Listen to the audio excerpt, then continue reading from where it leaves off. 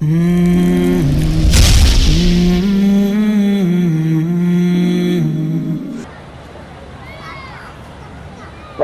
کی حیثیت کو جاننے سے پہلے نکاح کی حقیقت کا جاننا سمجھنا بہت ضروری ہے۔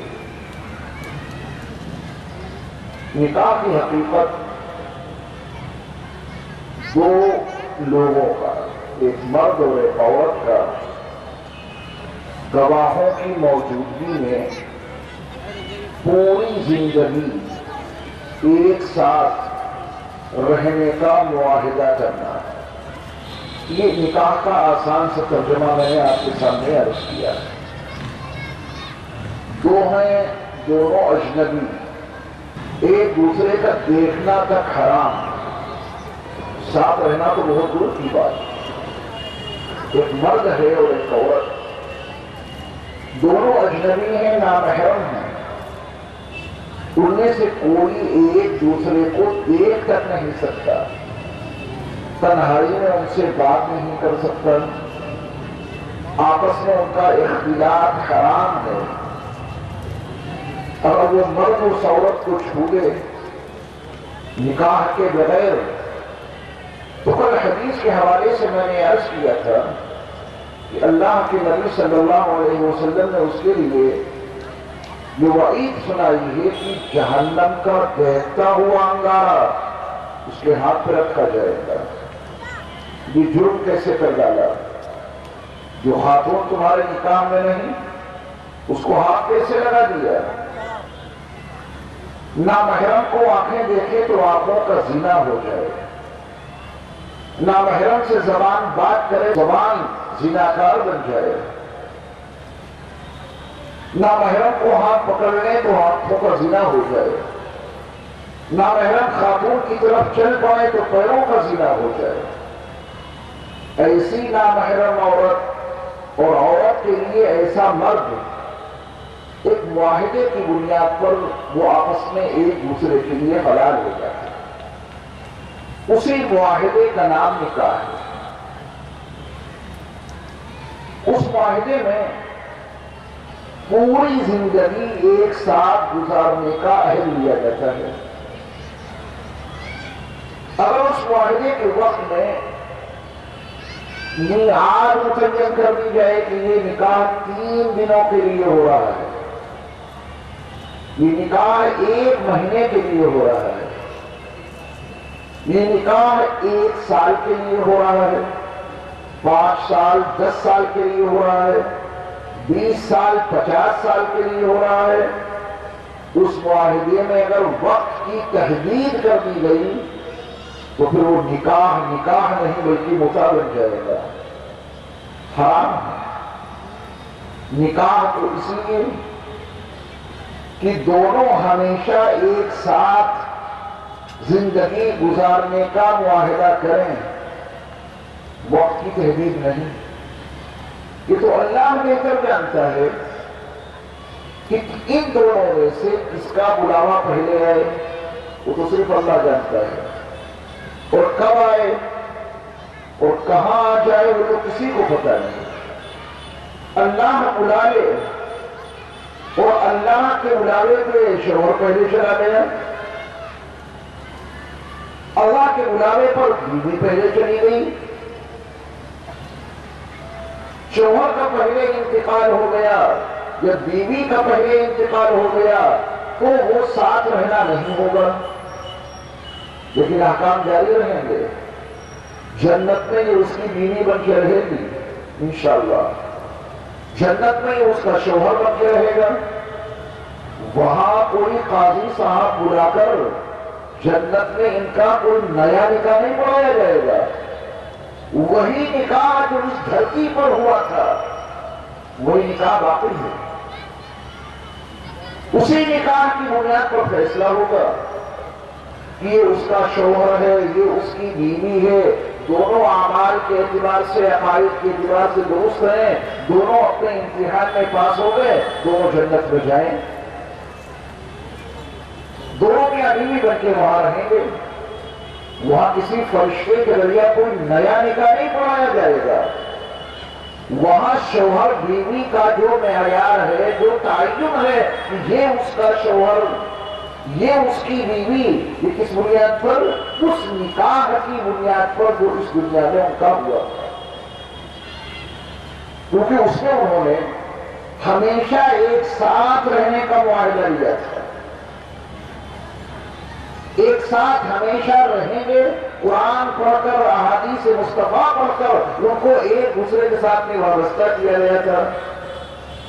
اس میں سال کی اور مہینے کی تو کوئی قید تھی نہیں، ہمیشہ کے لیے، تو اللہ ہمیشہ کے لیے رکھے گا۔ اس کا نام ہے نکاح۔ نکاح کے خطبے میں جو آیات پڑھی جاتی ہیں، جو احادیث رسول صلی اللہ علیہ وسلم نکاح کے خطبے میں پڑھی جاتی ہیں، قرآن و حدیث کا اگر ان آیات کا، ان احادیث کا ترجمہ آپ سمجھ لیں تو نکاح کا حقیقی مفہوم ہمیں آپ کو معلوم ہو جائے گا کہ نکاح کا اصل تقاضا کیا ہے۔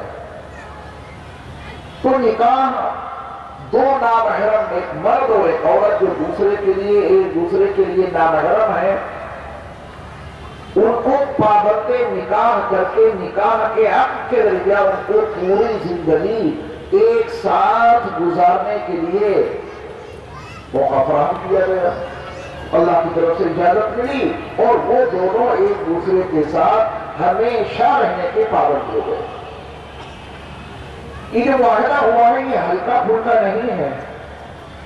کچھ معاہدے ایسے معمولی انداز کے ہوتے ہیں، آج عصر کی نماز کے بعد جامع مسجد میں ملنا، بولے ٹھیک ہے ملیں گے، پکا پر ضرور ملیں گے، نہیں ملے کوئی عذر پیش کر دیا۔ یہ نکاح کا عہد ایسا ڈھیلا نہیں ہے، یہ معاہدہ کوئی کمزور نہیں ہے۔ قرآن کے الفاظ میں دیکھیں کہ یہ معاہدہ جو نکاح کے وقت میں ہوتا ہے یہ کتنا اہم ہے، اور اس معاہدے کی اہمیت کیا ہے، قرآن کے الفاظ میں دیکھیں۔ وَأَخَذْنَ مِنْكُمْ مِيثَاقًا غَلِيظًا، یہ قرآن نے بتایا ہے اس معاہدے کی حیثیت کو۔ میثاق معاہدہ، وَأَخَذْنَ مِنْكُمْ، ان عورتوں نے تم سے بڑا مضبوط عہد لیا ہے، کمزور نہیں، مضبوط عہد لیا ہے انہوں نے تم سے، کبھی نہیں چھوڑو گے۔ اور اسی مضبوط عہد میں یہ مضمون بھی تو پوشیدہ ہے کہ عورت کہہ رہی ہے کہ میں کبھی آپ سے طلاق نہیں مانگوں گی، میں تم سے کبھی خلا نہیں مانگوں گی، تو مجھے طلاق نہ دینا، ساتھ رہیں گے ہمیشہ، میں تم سے کبھی طلاق نہیں مانگوں گی، ساتھ رہیں گے ہمیشہ۔ یہ ہے نکاح۔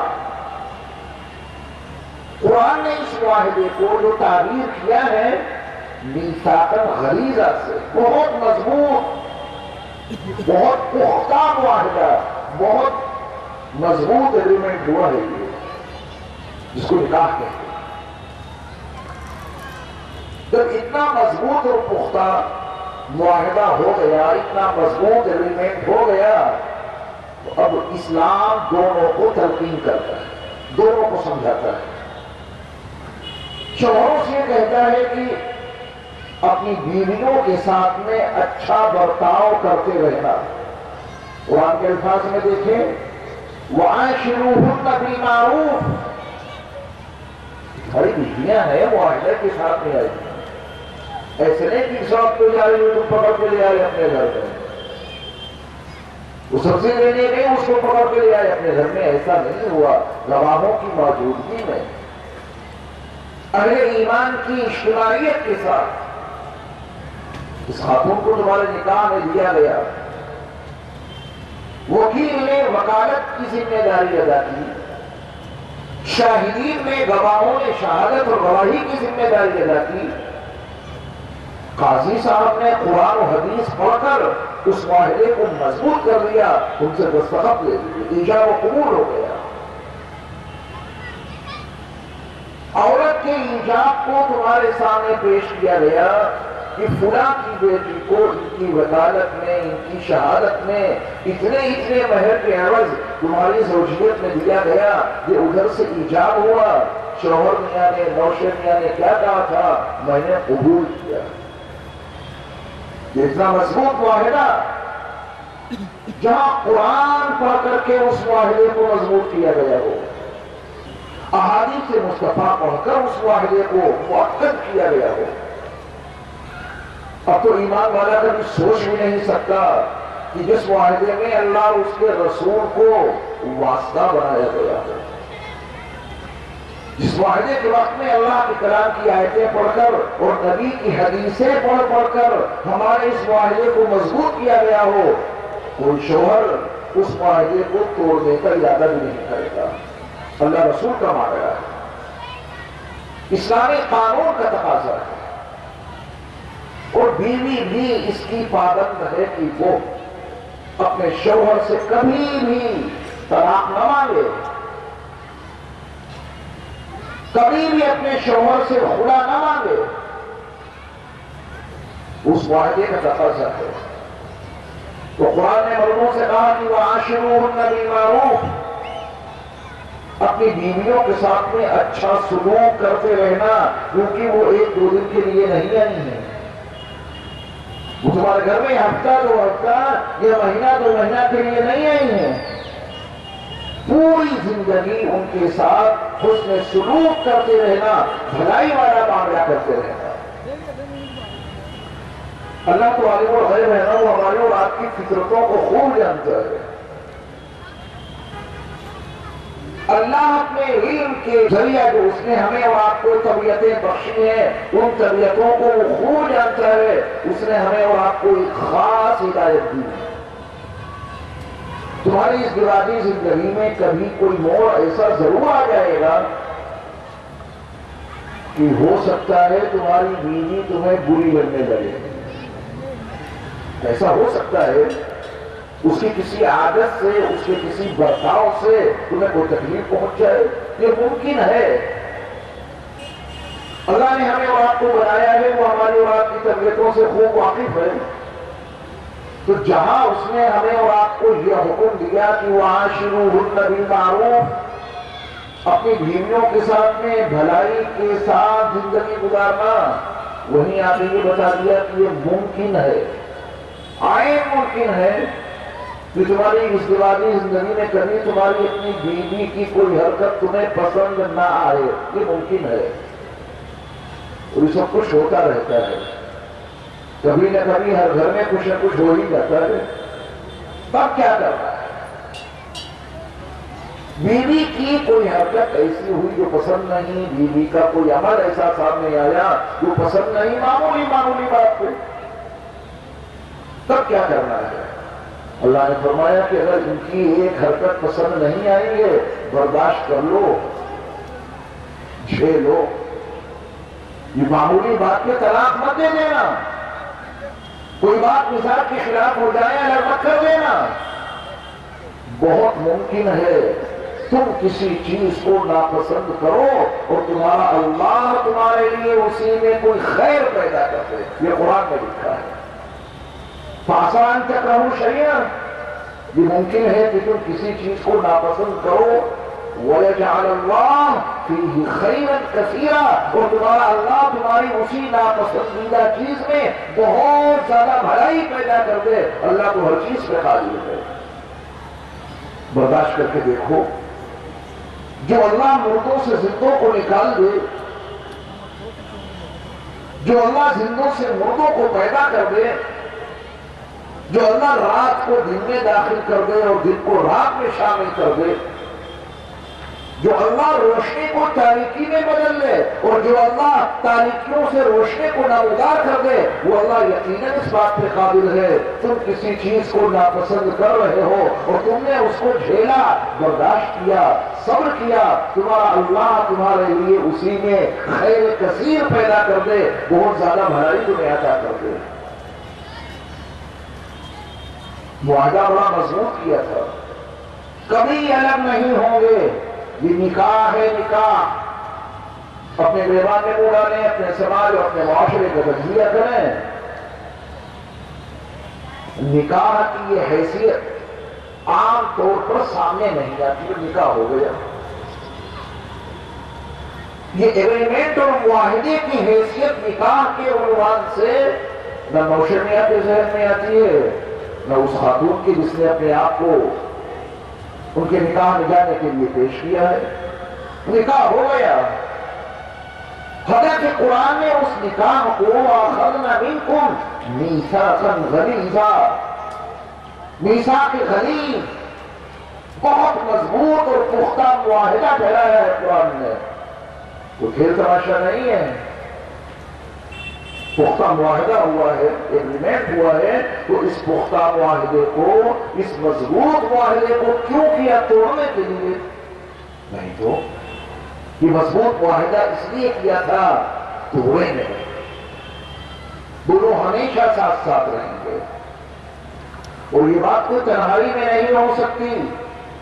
اسلام نے یہ ضابطہ دے دیا کہ ایک مرد اور ایک عورت دونوں تنہائی میں مل کے یہ مضبوط معاہدہ کرنا چاہیں، یہ ان کا مضبوط معاہدہ اس وقت تک نہیں ہو سکتا جب تک کہ گواہوں کی گواہی اور شاہدوں کی شہادت نہ مل جائے۔ اکیلے کا کیا پتا؟ مقررہ اس سے ہی خصوصی انداز سے ہم نے یہ معاہدہ کر لیا تھا، میرا کوئی ارادہ چھوڑنا تھا ان کے ساتھ رہنے کا، بس ایسے ہی چلتے پھرتے مذاق میں نکاح ہو گیا۔ اسلام کا ضابطہ یہ ہے کہ یہ مضبوط معاہدہ، اتنا پختہ، اتنا مضبوط ایگریمنٹ یہ اکیلے نہیں کر سکتے، گواہوں کا ہونا ضروری ہے۔ کسی مذہب کو برا نہیں کہنا چاہیے، ہر مذہب کے اپنے ضابطے اصول ہوتے ہیں، کسی مذہب میں اس معاہدے کے لیے عام کو گواہ بنایا گیا، حالانکہ آپ کسی عدالت کا جائزہ لیں، عدالت کا قانون یہ ہے کہ گواہ انسان ہونا چاہیے، زندہ ہونا چاہیے، اس کیس کو اس نے بیداری کے عالم میں اپنے سر کی آنکھوں سے دیکھا ہو، اپنے کانوں سے سنا ہو، اور حقیقت کے بیان کرنے پر قدرت رکھتا ہو، ایسا گواہ لاؤ۔ کچھ لوگ اگنی کو گواہ بناتے ہیں، آگ کو گواہ بناتے ہیں، وہ اپنے اس معاہدے کو کہ دونوں ایک ساتھ ہمیشہ رہیں گے، پورا جیون ایک ساتھ بتائیں گے، اس معاہدے میں گواہ کس کو بنایا؟ آپ کو، وہ ان کا اپنا میٹر ہے۔ میں اسلام کی بات آپ کو بتا رہا ہوں کیونکہ ہم نے اور آپ نے لا الہ الا اللہ محمد رسول اللہ صلی اللہ علیہ وسلم پڑھا ہے۔ اس معاہدے میں آگ کی گواہی نہیں چلے گی، وہ گواہی دے گی کیسے؟ اسلام نے کہا کہ اس معاہدے کو کرنے کے لیے انسانوں کو گواہ بناؤ۔ یہ تو خانہ پوری ہوتی ہے جو رجسٹر میں لکھی جاتی ہے کہ 2 گواہ دیجئے، آپ کرتے ہیں 2 گواہوں کا انتظام، ایک وکیل قاضی جی، یہ تو قانونی کاغذ جو ہے اس کی خانہ پوری ہے۔ مسئلہ یہ ہے کہ اس مجلس میں جتنے لوگ موجود ہوتے ہیں وہ سب اس نکاح کے گواہ ہوتے ہیں، یاد رکھیں گے۔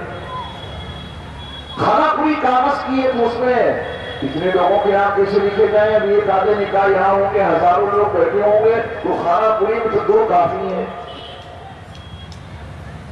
لیکن یہ پورا مجمع گواہ رکھتا ہے یہ ان دونوں کے نکاح ہونے کا، معاہدے کا، ان کے درمیان میں ایگریمنٹ ہوا ہے۔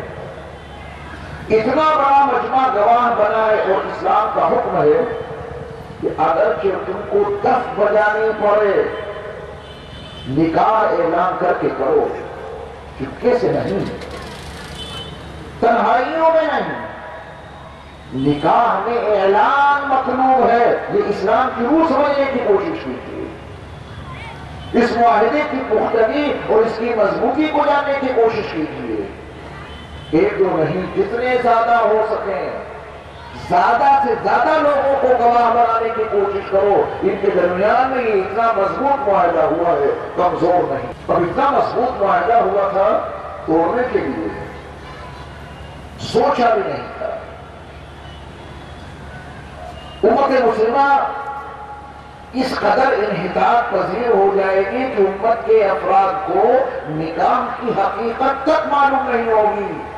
اس کہہ دیا کہ میں نے قبول کیا۔ میرے ایمان والے بھائیوں، نکاح کی اس حقیقت کا ہر وقت ذہن میں رہنا ضروری ہے، زندگی کی کسی بھی منزل کو طے کر رہے ہیں۔ نکاح کا مفہوم ہر وقت مستحضر رہنا چاہیے کہ ہمارا جو نکاح ہوا ہے وہ چند روز کے لیے نہیں، اور چند مہینوں کے لیے نہیں، اور چند سالوں کے لیے نہیں، اور عمر کی ایک حد تک کے لیے نہیں، جب تک زندہ ہیں اس معاہدے کو باقی رکھیں گے۔ وَأَخَذْنَا مِنكُم مِّيثَاقًا غَلِيظًا، یہ قرآن نے تعبیر دی ہے تاکہ اس نکاح کی اہمیت کو، اس کی افادیت کو، اس کی ضرورت کو سمجھنے کے ساتھ ساتھ اس معاہدے کی جو مضبوطی ہے وہ بھی دل اور دماغ پر مسلط رہنی چاہیے۔ اب کچھ حالات زندگی میں ایسے پیش آ سکتے ہیں جو امکانی درجے میں ہیں۔ اسلام تو فطرت کا ترجمان ہے، اسلام فطرت کے ساتھ جنگ کبھی نہیں سکھاتا، کیونکہ فطرت اپنے ساتھ جنگ کرنے والوں کو کبھی معاف نہیں کرتی۔ تو جہاں قرآن نے ایک طرف نکاح کی اہمیت کو، اس کی پختگی اور مضبوطی کو بتایا، وہی امکانی درجے میں اس بات کو بھی ملحوظ رکھا کہ میاں بیوی کی زندگی میں کوئی ایسا موڑ آ بھی سکتا ہے کہ ان دونوں کی ازدواجی زندگی گزارنا مشکل سے مشکل ترین ہو جائے۔ حالات اتنے خراب ہو گئے کہ اب وہ شوہر اپنی بیوی کو ایک لمحے کے لیے برداشت نہیں کر پا رہا ہے۔ یہ امکان ہے، اور یہ بھی ممکن ہے کہ حالات ایسے خراب ہوں کہ بیوی اپنے شوہر کے لیے اپنے دل میں کوئی گنجائش نہیں پا رہی۔ حالات اتنے خراب ہو گئے اور یہ عین ممکن تھا۔ تو اسلام نے اپنے ماننے والوں کو، میاں بیوی کو جو ازدواجی زندگی گزار رہے ہیں، ان کو یہ تلقین کی کہ ایسے نامساعد حالات میں، ایسی مجبوری کی حالت میں طلاق کی اور اس معاہدے کو توڑنے کی گنجائش ہے۔ طلاق وہ جو مضبوط معاہدہ ہوا تھا، نہایت نامساعد حالات میں، بے پناہ مجبوری کے عالم میں، اس معاہدے کو توڑ دینے اور اس معاہدے کو ختم کر دینے اور اس ایگریمنٹ کو ریجیکٹ کر دینے کا نام طلاق۔ سمجھ گئے؟ طلاق یہ کوئی ہنسی مذاق کی چیز نہیں، یہ غصے میں فیصلہ لینے کی چیز نہیں۔ وہ جو مضبوط ایگریمنٹ ہوا تھا، اتنا پختہ معاہدہ ہوا تھا، نامساعد حالات میں اس مضبوط معاہدے کو توڑ دینے کا نام طلاق۔ اسلام نے اپنے ماننے والوں کو یہ سمجھایا کہ تمہارے لیے جتنی حلال چیزیں اللہ نے بنائی ہیں، جتنی تمہارے لیے مباح چیزیں اللہ نے بنائی ہیں، ان تمام حلال اور مباح چیزوں میں اللہ کو جو سب سے زیادہ ناپسندیدہ چیز ہے وہ طلاق۔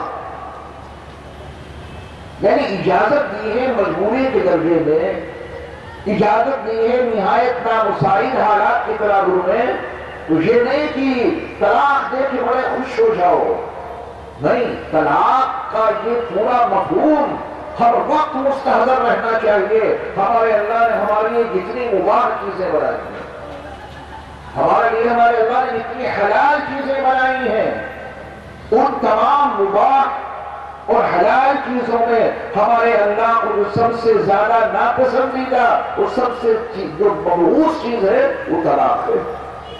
اگرچہ وہ حلال ہے لیکن پھر بھی اللہ کو ناپسند ہے۔ ایک حدیث میں تو یہاں تک مضمون موجود ہے کہ جو شخص بغیر شرعی ضرورت کے اپنی بیوی کو طلاق دیتا ہے، اس معاہدے کو توڑتا ہے، اس کے نتیجے میں عرش الہی ہل جاتا ہے، کیونکہ اللہ تعالیٰ کو حلال اور مباح چیزوں میں سب سے زیادہ مبغوض اور سب سے زیادہ ناپسندیدہ چیز طلاق اللہ کے نزدیک۔ شیطان جو ہمارا اور آپ کا دشمن ہے، اسے اس عمل سے زیادہ کسی اور عمل سے خوشی نہیں ہوتی۔ مسلم کی روایت ہے اللہ کے نبی علیہ السلام نے پورا منظرنامہ بتا دیا. سب سے بڑا شیطان سمندر پہ اپنا تخت ڈال کر بیٹھتا ہے اور اپنے تمام چیلوں سے پوچھتا ہے آج 24 گھنٹے کی تمہاری کارکردگی کیا ہے. اس کا بہت بڑا نیک فرق ہے شیطان کا. شیطان اپنے اس نیک فرق کو پھیلا کر اس کے جتنے کارندے ہیں ان سب سے روز ان کی کارکردگی معلوم کرتا ہے. بتاؤ آج کیا کیا کیا ہے تم نے. اس کے کارندے بتاتے ہیں 2 لوگوں نے جھگڑا کرایا قتل کرا دیا, ٹھیک ہے کچھ نہ کچھ شکریہ ہے. زنا کرا دیا تو اسے برے کام کروانے کے لیے اپنے نیٹ ورک کو چلاتا ہے. اس کے کارندے برے سے برا کام بتاتے ہیں کہ ہم نے ایمان والے سے آج اتنا برا کام کرا دیا, اتنا برا کام کرا دیا. وہ شیطان سنتا رہتا ہے, کہتا ہے ٹھیک ہے کام کیا ہے. اتنے میں شیطان آتا ہے, وہ اپنے بڑے استاد کو کہتا ہے, بتاتا ہے کہ آج میں نے میاں بیوی کے درمیان طلاق کرا دی. ایسے حالات بنائے کہ شوہر نے ایک دم سے ایک مجلس میں 3 طلاقیں دے دی. جب اس کا کارندہ اپنی دل کا کارکردگی بڑے شیطان کو بتاتا ہے تو وہ بڑا شیطان مارے خوشی کے اچھلنے لگتا ہے, کھڑا ہو جاتا ہے. طلاق جس کے ذریعہ سے شیطان کی محنت کے نتیجے میں طلاق والا عمل وجود میں آیا اس کو سینے سے لگا دیتا ہے کہ ہاں یہ ہے کام جو تو کر کے آیا. شیطان ہمارا اور آپ کا دشمن ہے. وہ ہمیں اور آپ کو تکلیف پہنچا کر خوش ہوتا ہے. اس کو سب سے زیادہ خوشی طلاق والے عمل سے ہوتی ہے. میرا رب بہت ناراض ہوتا ہے طلاق والے عمل سے. ہمارا اللہ ہمارا اور آپ کا خالق اور مالک ہے. چاہے کہ جو معاہدہ ہوا تھا اس معاہدے کے اوپر یہ باقی رہیں, زندگی سکون کے ساتھ ان کی گزرتی رہے. شیطان ان کے درمیان رخنا اندازی کر کے حالات ایسے بناتا ہے وہ شوہر اپنی بیوی کو طلاق دے دیتا ہے. شیطانی فکروں کے نتیجے میں حالات ایسے بن جاتے ہیں کہ بیویاں اپنے شوہروں سے طلاق مانگنے لگتی ہیں, خلا چاہتی ہیں. طلاق ہو گئی, تفریق کی شکل میں ہو, خلا کی شکل میں ہو, طلاق کی شکل میں ہو, شیطان کا اپنا مقصد پورا ہو جاتا ہے. وہ بہت خوش ہوتا ہے کیونکہ بڑا مضبوط معاہدہ ہوا تھا, پورا جیون ساتھ بتانے کا معاہدہ ہوا تھا, وہ ٹوٹ گیا بیچ میں. اتنا مضبوط معاہدہ ٹوٹ گیا. شیطان خوش ہوتا ہے, ہمارا اور آپ کا رب ہم سے ناراض ہوتا ہے. اللہ ہم سب کی حفاظت فرمائے. یہ ہے نکاح کا مفہوم اور یہ ہے طلاق کی حقیقت. اللہ کو کیا پسند ہے؟ ازدواجی زندگی سکون کے ساتھ گزرے. شیطان کو پسند ہے کہ یہ ازدواجی زندگی نکاح والی نہ گزرے. خواہشات مردوں کے پاس بھی ہوتی ہیں, خواہشات عورتوں کے پاس بھی ہوتی ہیں. شیطان کا مشن یہ ہے زنا کے اڈے آباد رہیں, ازدواجی زندگی ختم ہو جائے. میرا رب یہ چاہتا ہے ازدواجی زندگی گزاریں اور اپنی خواہشات کی تکمیل حلال طریقے سے کریں اور زناکاری کے اڈے بند ہو جائیں. طلاق کے جو نقصانات ہیں ابھی اس پہ انشاءاللہ گفتگو کی جائے گی. نکاح اور طلاق کی حقیقت کو جان کر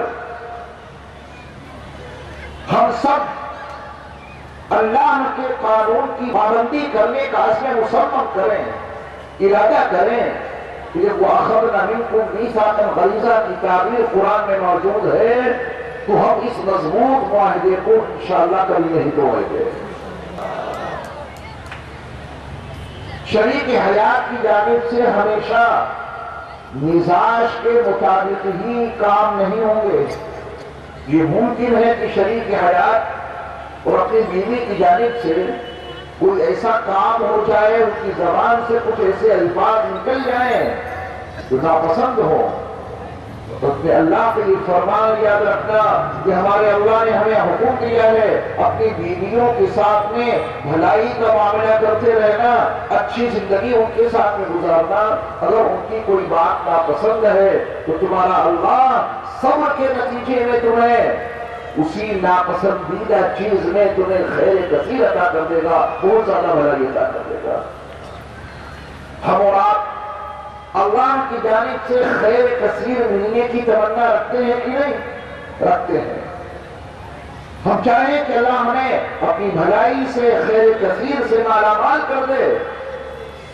اس کے دیگر ذرائع میں سے ایک ذریعہ یہ ہے کہ بیوی کی جانب سے اگر کوئی بات ناپسند ہے اس کو برداشت کرنا۔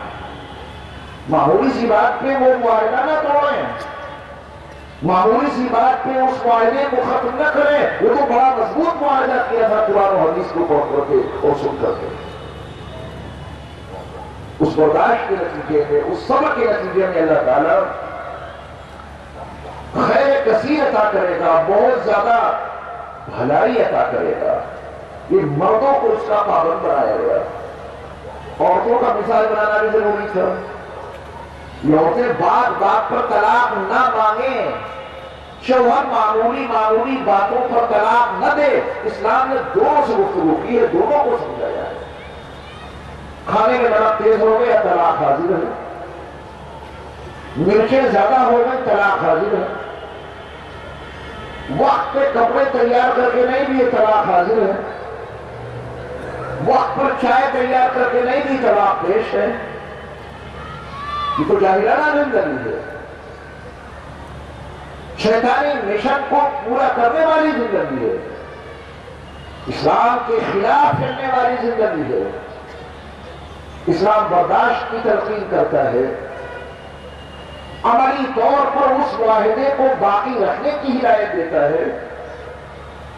عورتوں کو کیا سمجھایا اسلام نے؟ ہماری مائیں بہنیں پوری توجہ سے سنیں، یہ تو مسئلہ بھی مردوں سے متعلق تھا۔ عورتیں اس معاہدے کی پابند رہیں، کیونکہ انہوں نے بھی یہ نہیں کہا تھا کہ مجھے مہینہ بھر کے لیے اپنے نکاح میں رکھ لو پھر چھوڑ دینا۔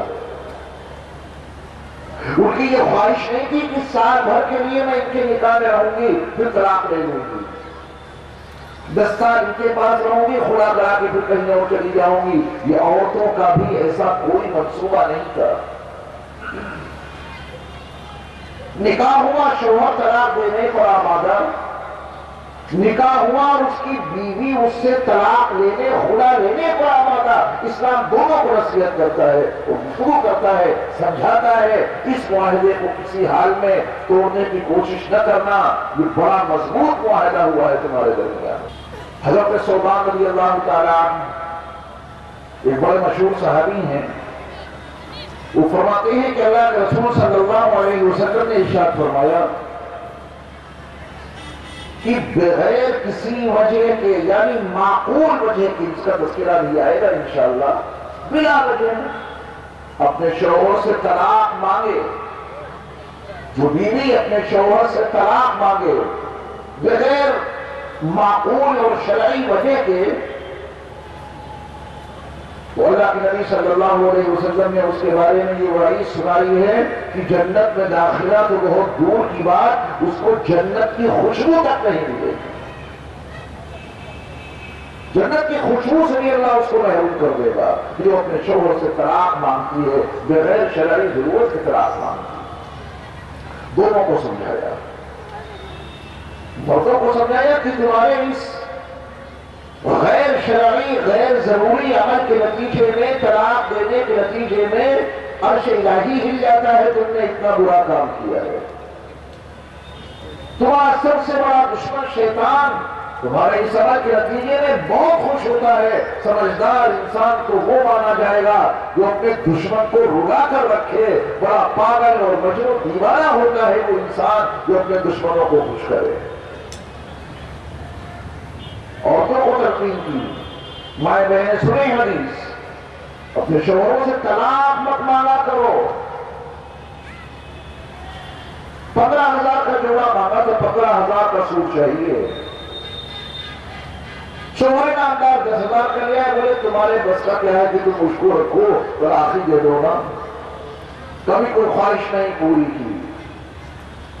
1,00,000 روپے کا سونے کا سیٹ مانگا تھا, وہ 50,000 والا لے آئے. بولے تمہارے بس کا تھوڑی نہ ہے کہ تم اس کو اپنے نکاح رکھو, طلاق دے دو نا.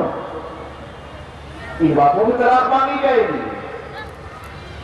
فخر و فاقہ کی بات تو بہت دور کی رہی. مرغب غذائیں اور متعدد وشیں اگر ایک وقت میں نہیں ہوں گی تو کہتی ہے گھر ہی بیکار ہے, ہمیں طلاق دے دو. یہ مطالبہ اس کو سرسری انداز میں نہ دیکھیے گا. مائیں بہنیں جو ایسے مطالبے اپنے شوہروں سے کر لیتی ہیں وہ اس کو سرسری انداز سے نہ دیکھیں.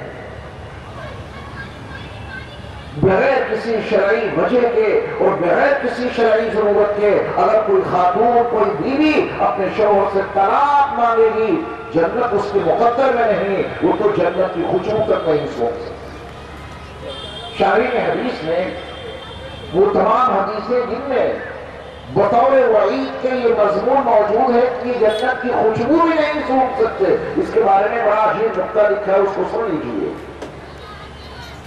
جنتی جب جنت میں داخل کیے جائیں گے تو داخل ہی ہوں گے انشاءاللہ. اللہ ہمیں اور آپ کو انہی میں شامل فرمائے.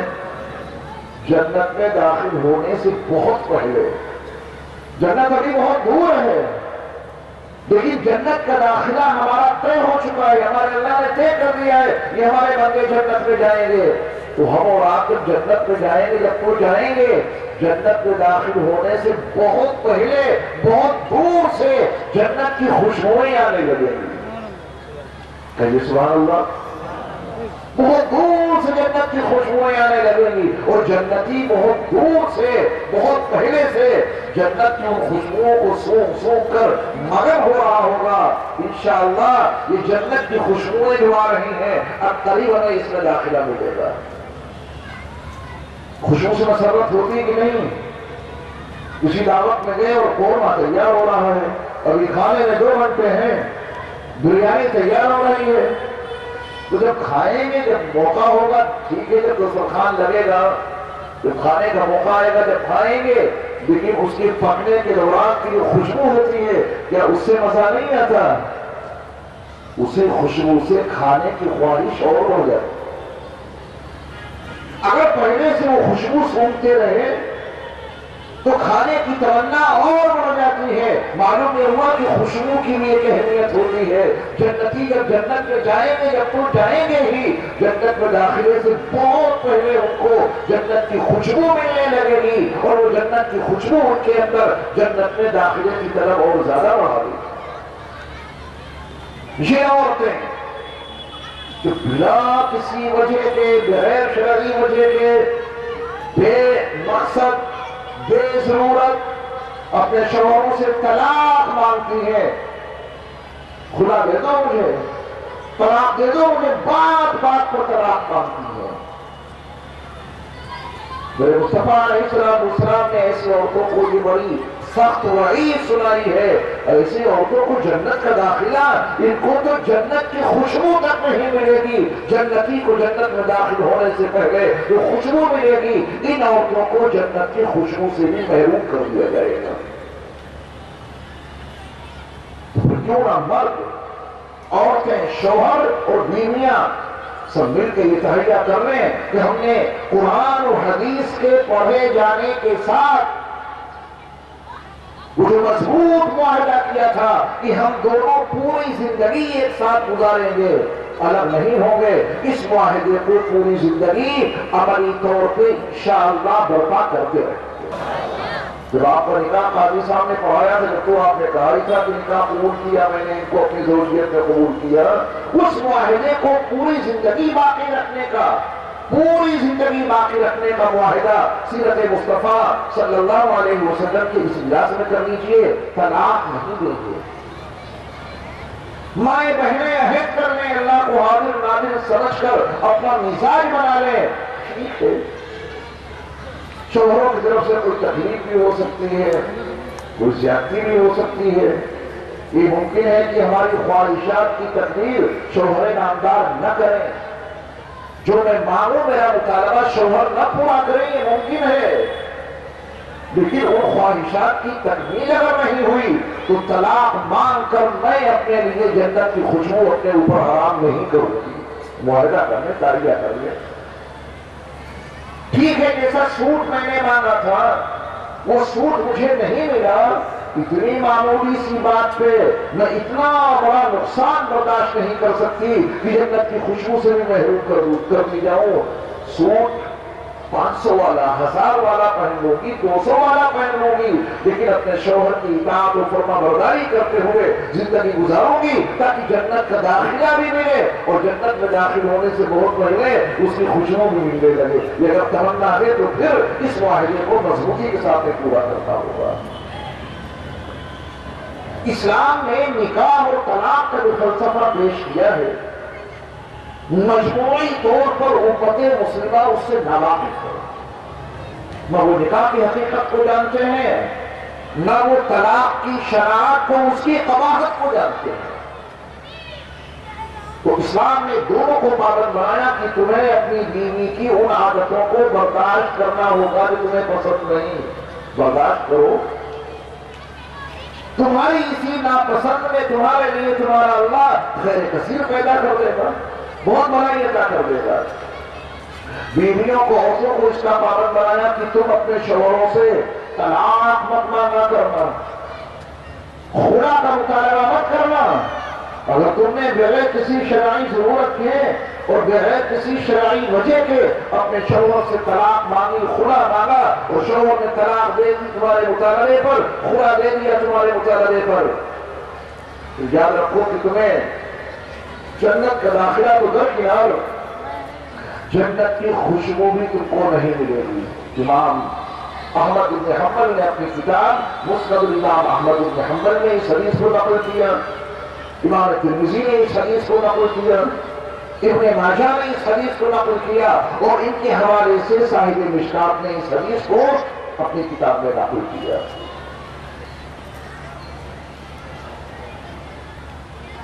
پھر شوہروں کو اللہ تعالیٰ نے خطاب کیا، یہ ممکن ہے کہ تم کو تمہاری بیویوں کی طرف سے نافرمانی کرنے کا خدشہ ہونے لگے. تمہاری بیویاں نافرمانی کر رہی ہیں، تمہیں اس کا احساس ہونے لگے. کیا کرنا ہے؟ طلاق دے دینا ہے. غلطی کسی سے بھی ہو سکتی ہے. جب کسی سے کوئی غلطی ہو جائے تو اسلام تذکیر کی تلقین کرتا ہے، نصیحت کرو، سمجھاؤ. وَذَكِّرْ فَإِنَّ الذِّكْرَىٰ تَنفَعُ الْمُؤْمِنِينَ. نصیحت کرتے رہیے. نصیحت کرنا ایمان والوں کو فائدہ پہنچاتا ہے. اگر بیوی کی کسی غلط روش کا علم شوہر کو ہو جائے، نافرمانی کا خدشہ لاحق ہو جائے، نافرمانی کرنے لگے بیوی، تو کیا طلاق دے دیں گے؟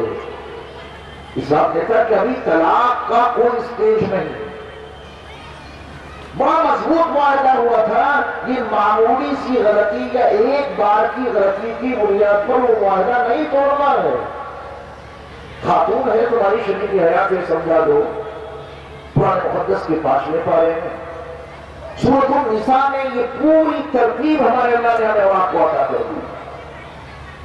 پہلا کام بتایا کہ فَعِظُوهُنَّ، ان کو نصیحت کرو. طلاق کیوں دو گے؟ ابھی غلطی ہوئی ہے. غلطی کس سے نہیں ہو جاتی؟ انسان ہے، بشر ہے. غلطی ہو گئی، آپ کی نافرمانی کر ڈالی، طلاق مت دینا. فَعِظُوهُنَّ، ان کو نصیحت کرو. مردوں سے خطاب کر رہا ہے قرآن، جبکہ عورتوں کی طرف سے غلطی ہو. نصیحت کرو، عورتوں کو نصیحت کرو. اپنے سماج کو ٹٹولیں، اپنے معاشرے کو دیکھیں کہ کیا ہم اللہ کی اس ہدایت پر عمل کرتے ہیں. یہ غلطی سامنے کیا آ گئی، بس اس غلطی کی بنیاد پر شوہر میں ایک مجلس میں ایک نہیں بلکہ 3 طلاقیں دیتا ہے. یہ کس قانون پہ چل رہے ہو؟ یہ کس کے قانون کو اپنا لیا؟ یہ طریقہ طلاق دینے کا کس نے بتا دیا؟ اللہ نے بتایا ہو تو ثبوت لاؤ. اللہ کے رسول علیہ السلام نے طلاق دینے کا یہ اسلوب بتایا ہو تو اس کا ثبوت فراہم کرو. یہ تو تمہاری منوالی زندگی ہے، رب چاہی زندگی نہیں ہے، من چاہی زندگی ہے. نکاح رب چاہی زندگی گزارنے کا منصوبہ ہے، معاہدہ ہے. ہمارے اللہ نے ہمارے لیے اس کو حلال کیا ہے. جو وہ بتائے گا اس کے مطابق چلیں گے.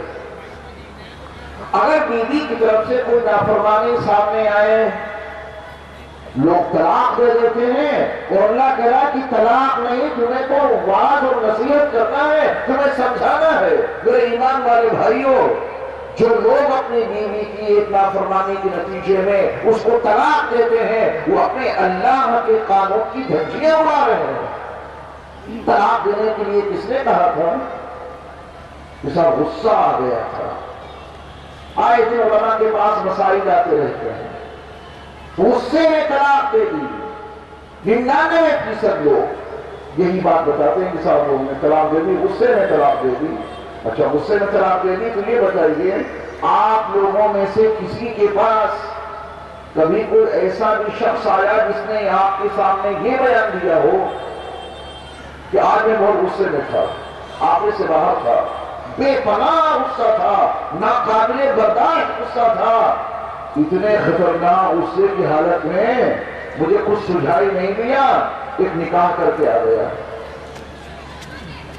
میرا کوئی آپ کو آدمی نہیں تھا، ایسا آدمی ملا ہو تو بتائیے کہ صاحب آج بہت زیادہ میں ٹینشن میں تھا، حالات بہت زیادہ خراب تھے، بے پناہ غصہ آ رہا تھا، تو میں نے غصے میں نہ آؤ دیکھا نہ تاؤ اور ایک نکاح کر کے آ گیا.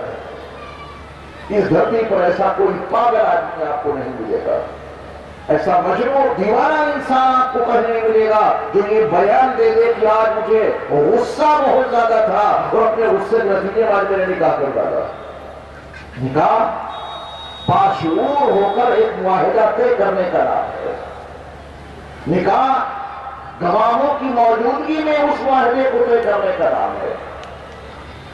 ماں باپ کی سرپرستی، قاضی وقت، قاضی نکاح کی موجودگی میں وکیل اور گواہوں کی شہادت کے ساتھ میں بڑے سسٹم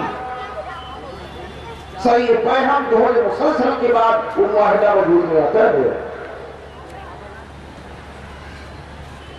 تو اگر نکاح غصے کی حالت میں نہیں اور اگر کوئی یہ بیان دے کہ نکاح میں نے غصے کی حالت میں کر ڈالا تو آپ کہتے ہیں کہ یہ پاگل ہے اور مجنون ہے اور دیوانہ ہے، تو آپ یقین جاننا وہ شخص بھی بے وقوفی ٹھہرے گا جو یہ بیان دے دے کہ آج مجھے غصہ بہت زیادہ آیا اور میں نے غصے کی حالت میں اپنی بیوی کو طلاق دے دی. پاگل پن ہے.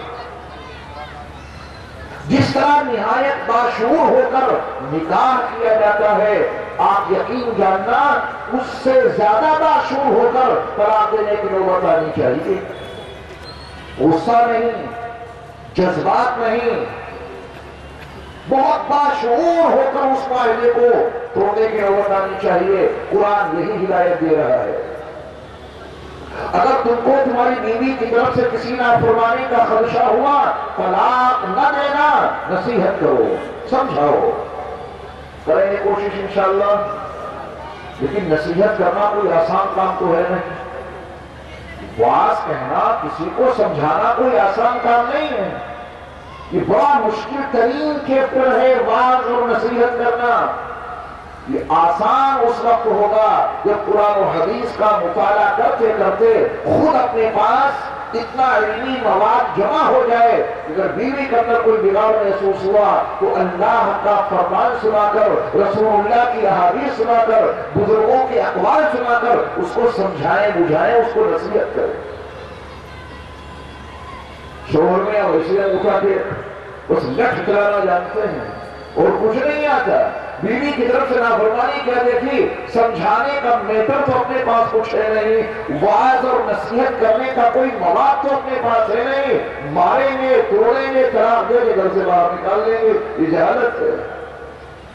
اللہ کا مطالبہ ہے کہ بیوی کی طرف سے اگر نافرمانی کا خدشہ ہو جائے تو پہلا کام کیا کرنا ہے؟ نصیحت کرنا ہے. تو نصیحت آسان نہیں ہے. نصیحت کرنے کے لیے اس کا مواد ہونا چاہیے، اس کا میٹر ہونا چاہیے. اگر قرآن و حدیث آپ نہیں پڑھ سکتے ہیں تو اس موضوع پر ہمارے اکابر و اسلاف کی متعدد کتابیں ہیں، ان کا مطالعہ کیجیے. گھریلو زندگی کیسے گزاری جائے اس موضوع پر بہت ساری کتابیں ہیں، آپ ان کو پڑھیے تو معلوم ہوگا کہ یہ ہمارا گھر جنت نشان کیسے بنے گا. ورنہ معمولی باتوں پر گالی گلوچ مار پیٹ اور کلام یہ سب کچھ وجود میں آتا رہے گا، جس سے ہمارا معاشرہ جوجھ رہا ہے. یہ ہمارا پورا معاشرہ ان نامساعد حالات سے گزر رہا ہے. تو قرآن نے کہا کہ تمہارا پہلا کام ہے فَعِظُوهُنَّ، ان کو نصیحت کرو. نصیحت کی بہت کچھ سمجھایا، اللہ رسول کے فرمودات بتائے. دیکھو اللہ کا حکم ہے، اس نے اس سے منع کیا ہے. نبی علیہ السلام نے طلاق مانگنے اور طلاق دینے کے بارے میں اتنی وعیدیں بتائی ہیں. بیوی کے ذمہ شوہر کے حقوق رکھے ہیں، شوہر کے ذمہ بیوی کے حقوق رکھے ہیں. میں نہیں چاہتا کہ تمہارا کوئی حق ضائع ہو، تم کو بھی چاہیے کہ اپنے شوہر کے حقوق کی پاسداری کرو. نرم پیار محبت نرم انداز میں وہ باتیں بتائی جائیں.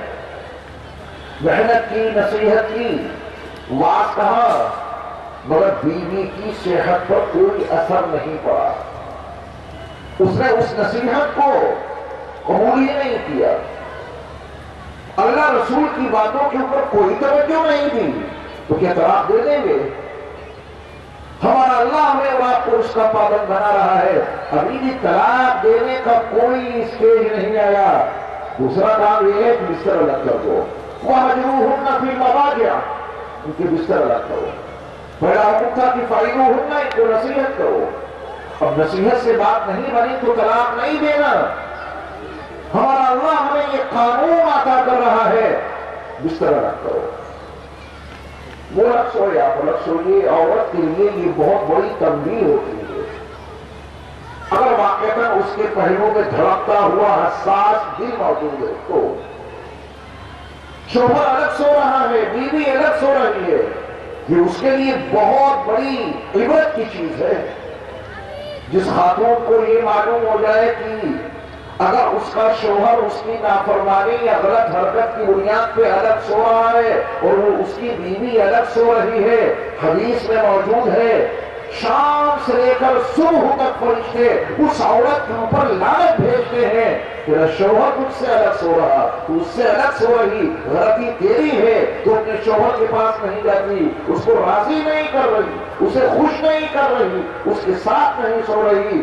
تیری حرکت کی وجہ سے تیرا شوہر الگ سو رہا ہے، تیرا بستر الگ ہو گیا. اللہ کے فرشتوں کی لعنت صبح تک اس کے اوپر پڑتی رہتی ہے. جس خاتون کو اپنے نبی کے اس فرمان پر پورا اعتماد ہوگا، جو بیوی اپنے نبی کے اس فرمان کو سچا سمجھ رہی ہوگی، وہ تو ہزار جتن کر کے اپنے شوہر کو راضی کرے گی، اس کو خوش کرنے کی کوشش کرے گی.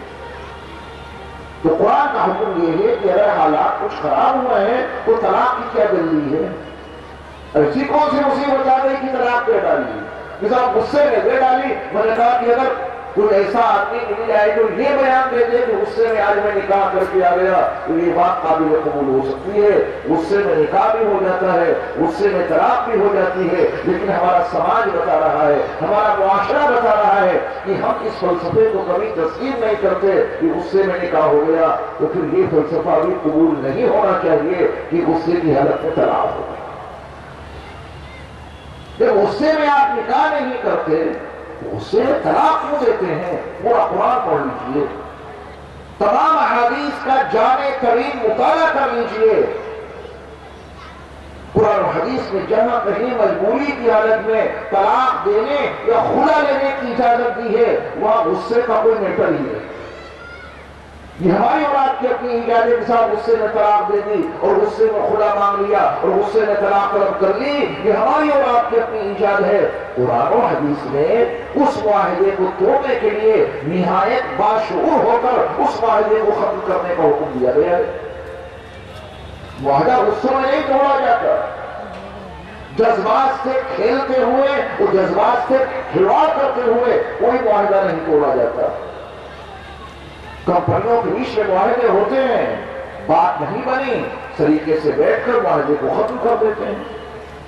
یہ بھی ایک معاہدہ تھا، پوری زندگی ساتھ رہیں گے، حالات نامساعد ہو گئے، حالات خراب ہو گئے، ٹھیک ہے معاہدہ توڑا جائے گا، لیکن ایک دم سے نہیں، اسٹیج بائی اسٹیج، حالات سے گزر کر۔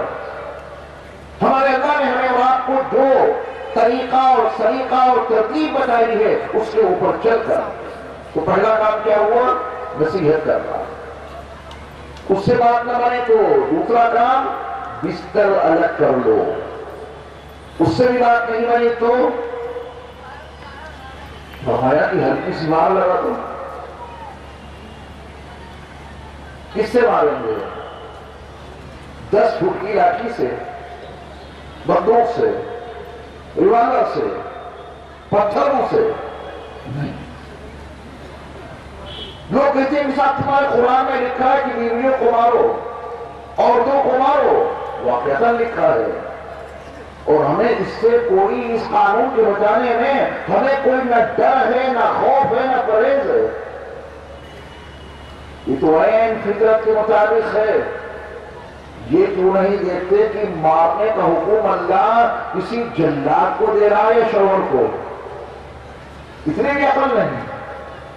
وَاضْرِبُوا، یہ مخاطب کون ہے جن کو مخاطب اللہ تعالیٰ مخاطب کر رہا ہے؟ جن کو خطاب کر رہا ہے اللہ، جن کو مارنے کا حکم دے رہا ہے؟ جلادوں کو، یہ شوہروں کو؟ شوہر کو حکم دیا جا رہا ہے شوہر مارے، تو شوہر کی مار کیسی پیار بھری ہوتی ہے وہ ہر شوہر سمجھتا ہے۔ یہ وہ مار نہیں کہ جلادوں کو اس پہ عمل کرنے کا حکم دیا جاتا ہے، یا دشمنوں سے کہا جاتا ہے مار اس کو۔ یہاں دشمن والا کوئی میٹر نہیں، یہاں تو شوہر نامدار سے کہا جا رہا ہے جس نے اس معاہدے کو کیا، مہر کی شکل میں رقم دی، زیور سے لاد دیا، اچھے اچھے قیمتی کپڑے پہنائے، اس کے ایک مطالبے کو پورا کرنے کے لیے اس نے اپنی زندگی وقف کر دی۔ اس شوہر سے کہا جا رہا ہے ذرا مار لگا دو۔ وہ مار کیسی ہوگی شوہر کی طرف سے؟ اگر واقعتاً وہ شوہر ہے، اسلام کا مطلوب شوہر ہے، تو اسے مسواک لے کے ہلکی پھلکی مار لگا دے گا اگر وہ شوہر ہے، گال پہ ہلکا سا ہاتھ لگا دے گا اگر وہ شوہر ہے۔ اسلام نے جس اسٹیج کا شوہر طلب کیا ہے، شوہر ان صفات کا ہونا چاہیے، جس کے پاس قرآن و حدیث کا علم ہے تبھی تو نصیحت کر رہا ہے، اس کا مثال اسلامی بنا ہوا ہے، وہ شوہر اللہ اس کے رسول کے احکام کی تابعداری کرنے والا ہے، وہ شوہر متقی پرہیزگار ہے۔ ایسے شوہر سے کہا جا رہا جہاں مار لگاؤ تو مضمون آسانی سے سمجھ میں آ جائے گا۔ جلاد کو حکم نہیں دیا گیا، دشمن کو حکم نہیں دیا گیا، خون کے پیاسے انسان کو حکم نہیں دیا گیا کہ مار لگاؤ، وہ تو جان سے مار ڈالے گا۔ یہ حکم کس کو دیا گیا؟ شوہر نامدار کو، جو متقی پرہیزگار اللہ والے ہیں، جن کو قرآن و حدیث کا علم ہے، تبھی تو پہلے نصیحت کرنے کا پابند بنایا گیا، تبھی تو بستر کرنے کا حکم دیا گیا۔ مسواک چھوٹی سی ہوتی ہے جس سے دانت صاف کرتے ہیں، اس سے مارنے کا حکم ہے، یہ نہیں کہ اس کے اوپر وَاضْرِبُوهُنَّ سن کر لٹ برسانے شروع کر دیے گئے، اس کے ہاتھ پیر توڑ دیے جائیں۔ اسلام تو ایسی مار کا سخت مخالف ہے۔ اسلام ایسی ضرب کو، ایسی مار کو پسند ہی نہیں کرتا، چہرے پر مارنے سے منع کرتا ہے، ایسی ضرب لگانے سے منع کرتا ہے جس سے بدن کے اوپر کوئی نشان آ جائے۔ اس مار کا مطلب ہے ذرا پیار بھری مار لگا دو، ہو سکتا ہے بات بن جائے۔ یہ تیسرا کام بھی کر لیا۔ یہ تیسرا کام بتانے سے پہلے یہ وضاحتیں ضروری تھی کہ میں نے آپ کے سامنے کی۔ کہیں وَاضْرِبُوهُنَّ کا صرف سیدھا سادہ پیغام سن کے کوئی جائیں اور اپنی بیوی کو دو عمل سے گزار کر نصیحت کی بات نہیں بنی، بستر کر لیا بات نہیں بنی، اور الٹ اٹھا کے لائے کہ ہم آدھی کو سن کے آئے ہیں کہ مارو۔ اس لیے میں نے آپ کے سامنے یہ وضاحت کر دی کہ مارنے کا حقیقی مفہوم اس آیت کے تناظر میں کیا ہے۔ یہ جلاد کو، خون کے دشمن انسان کو یہ حکم نہیں دیا جا رہا، یہ تو اس شوہر کو حکم دیا جا رہا ہے جو اپنی بیوی کے ساتھ اس ازدواجی زندگی گزارتا ہے۔ ہلکی سی مار لگاؤ، ہو سکتا ہے بات اس سے بن جائے، لیکن اگر اس سے بھی بات نہ بنے تو کیا طلاق دے دیں گے؟ قرآن مقدس کے 5ویں پارے میں یہ فرمایا، یہ 3 اسٹیج بتا کر نصیحت کرو، بات مان لیں تو ان کے خلاف کوئی قدم نہ اٹھانا، نصیحت کی اس سے بات نہیں بنی بستر الگ کر لو، اب بات مان لیں بستر کے الگ کرنے سے تو ان کے خلاف کوئی قدم نہ اٹھانا، ہلکی سی مار لگائی، فَإِنْ أَطَعْنَكُمْ اگر فَإِنْ أَطَعْنَكُمْ اگر وہ تمہاری اطاعت کر لیں، بات مان لیں تو فَلَا تَبْغُوا عَلَيْهِنَّ سَبِيلًا آگے کا کوئی قدم ان کے خلاف نہ اٹھانا۔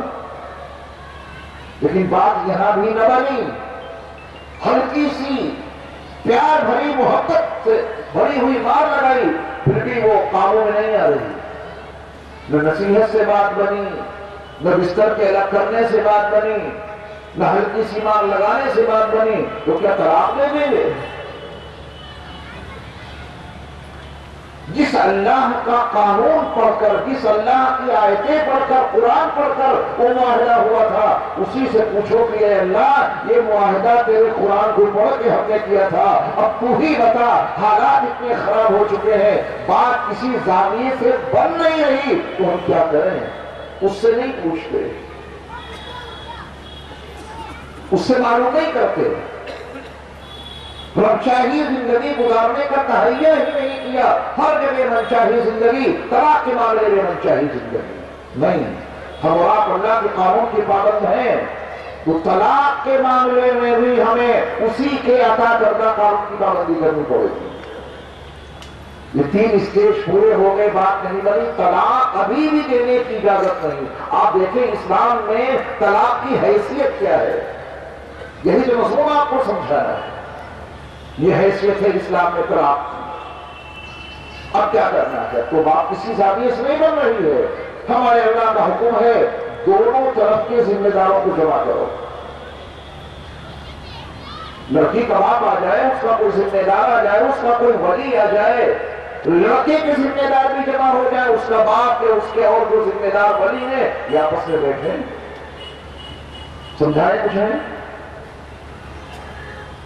لڑکے والے اپنے لڑکے کو سمجھائیں، لڑکی والے اپنی لڑکے کو سمجھائیں، بیوی کو سمجھایا جائے، شوہر کو سمجھایا جائے، کسی نہ کسی زاویے سے بات بنانے کی ہر ممکن کوشش کی جائے۔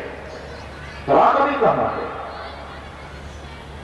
بڑی کوشش کی، بات چیت چلتی رہی، ہمارے اللہ کی خوشخبری ہے، اس کو سنیے، اسی آیت میں، اگلی آیت میں اللہ کا فرمان یہ ہے کہ اگر یہ دونوں اب جس مجلس میں ان کو افہام اور تفہیم کیا جا رہا ہے، طرفین کے لوگ ذمہ دار سمجھا بجھا رہے ہیں، اگر اس موقع پر یہ دونوں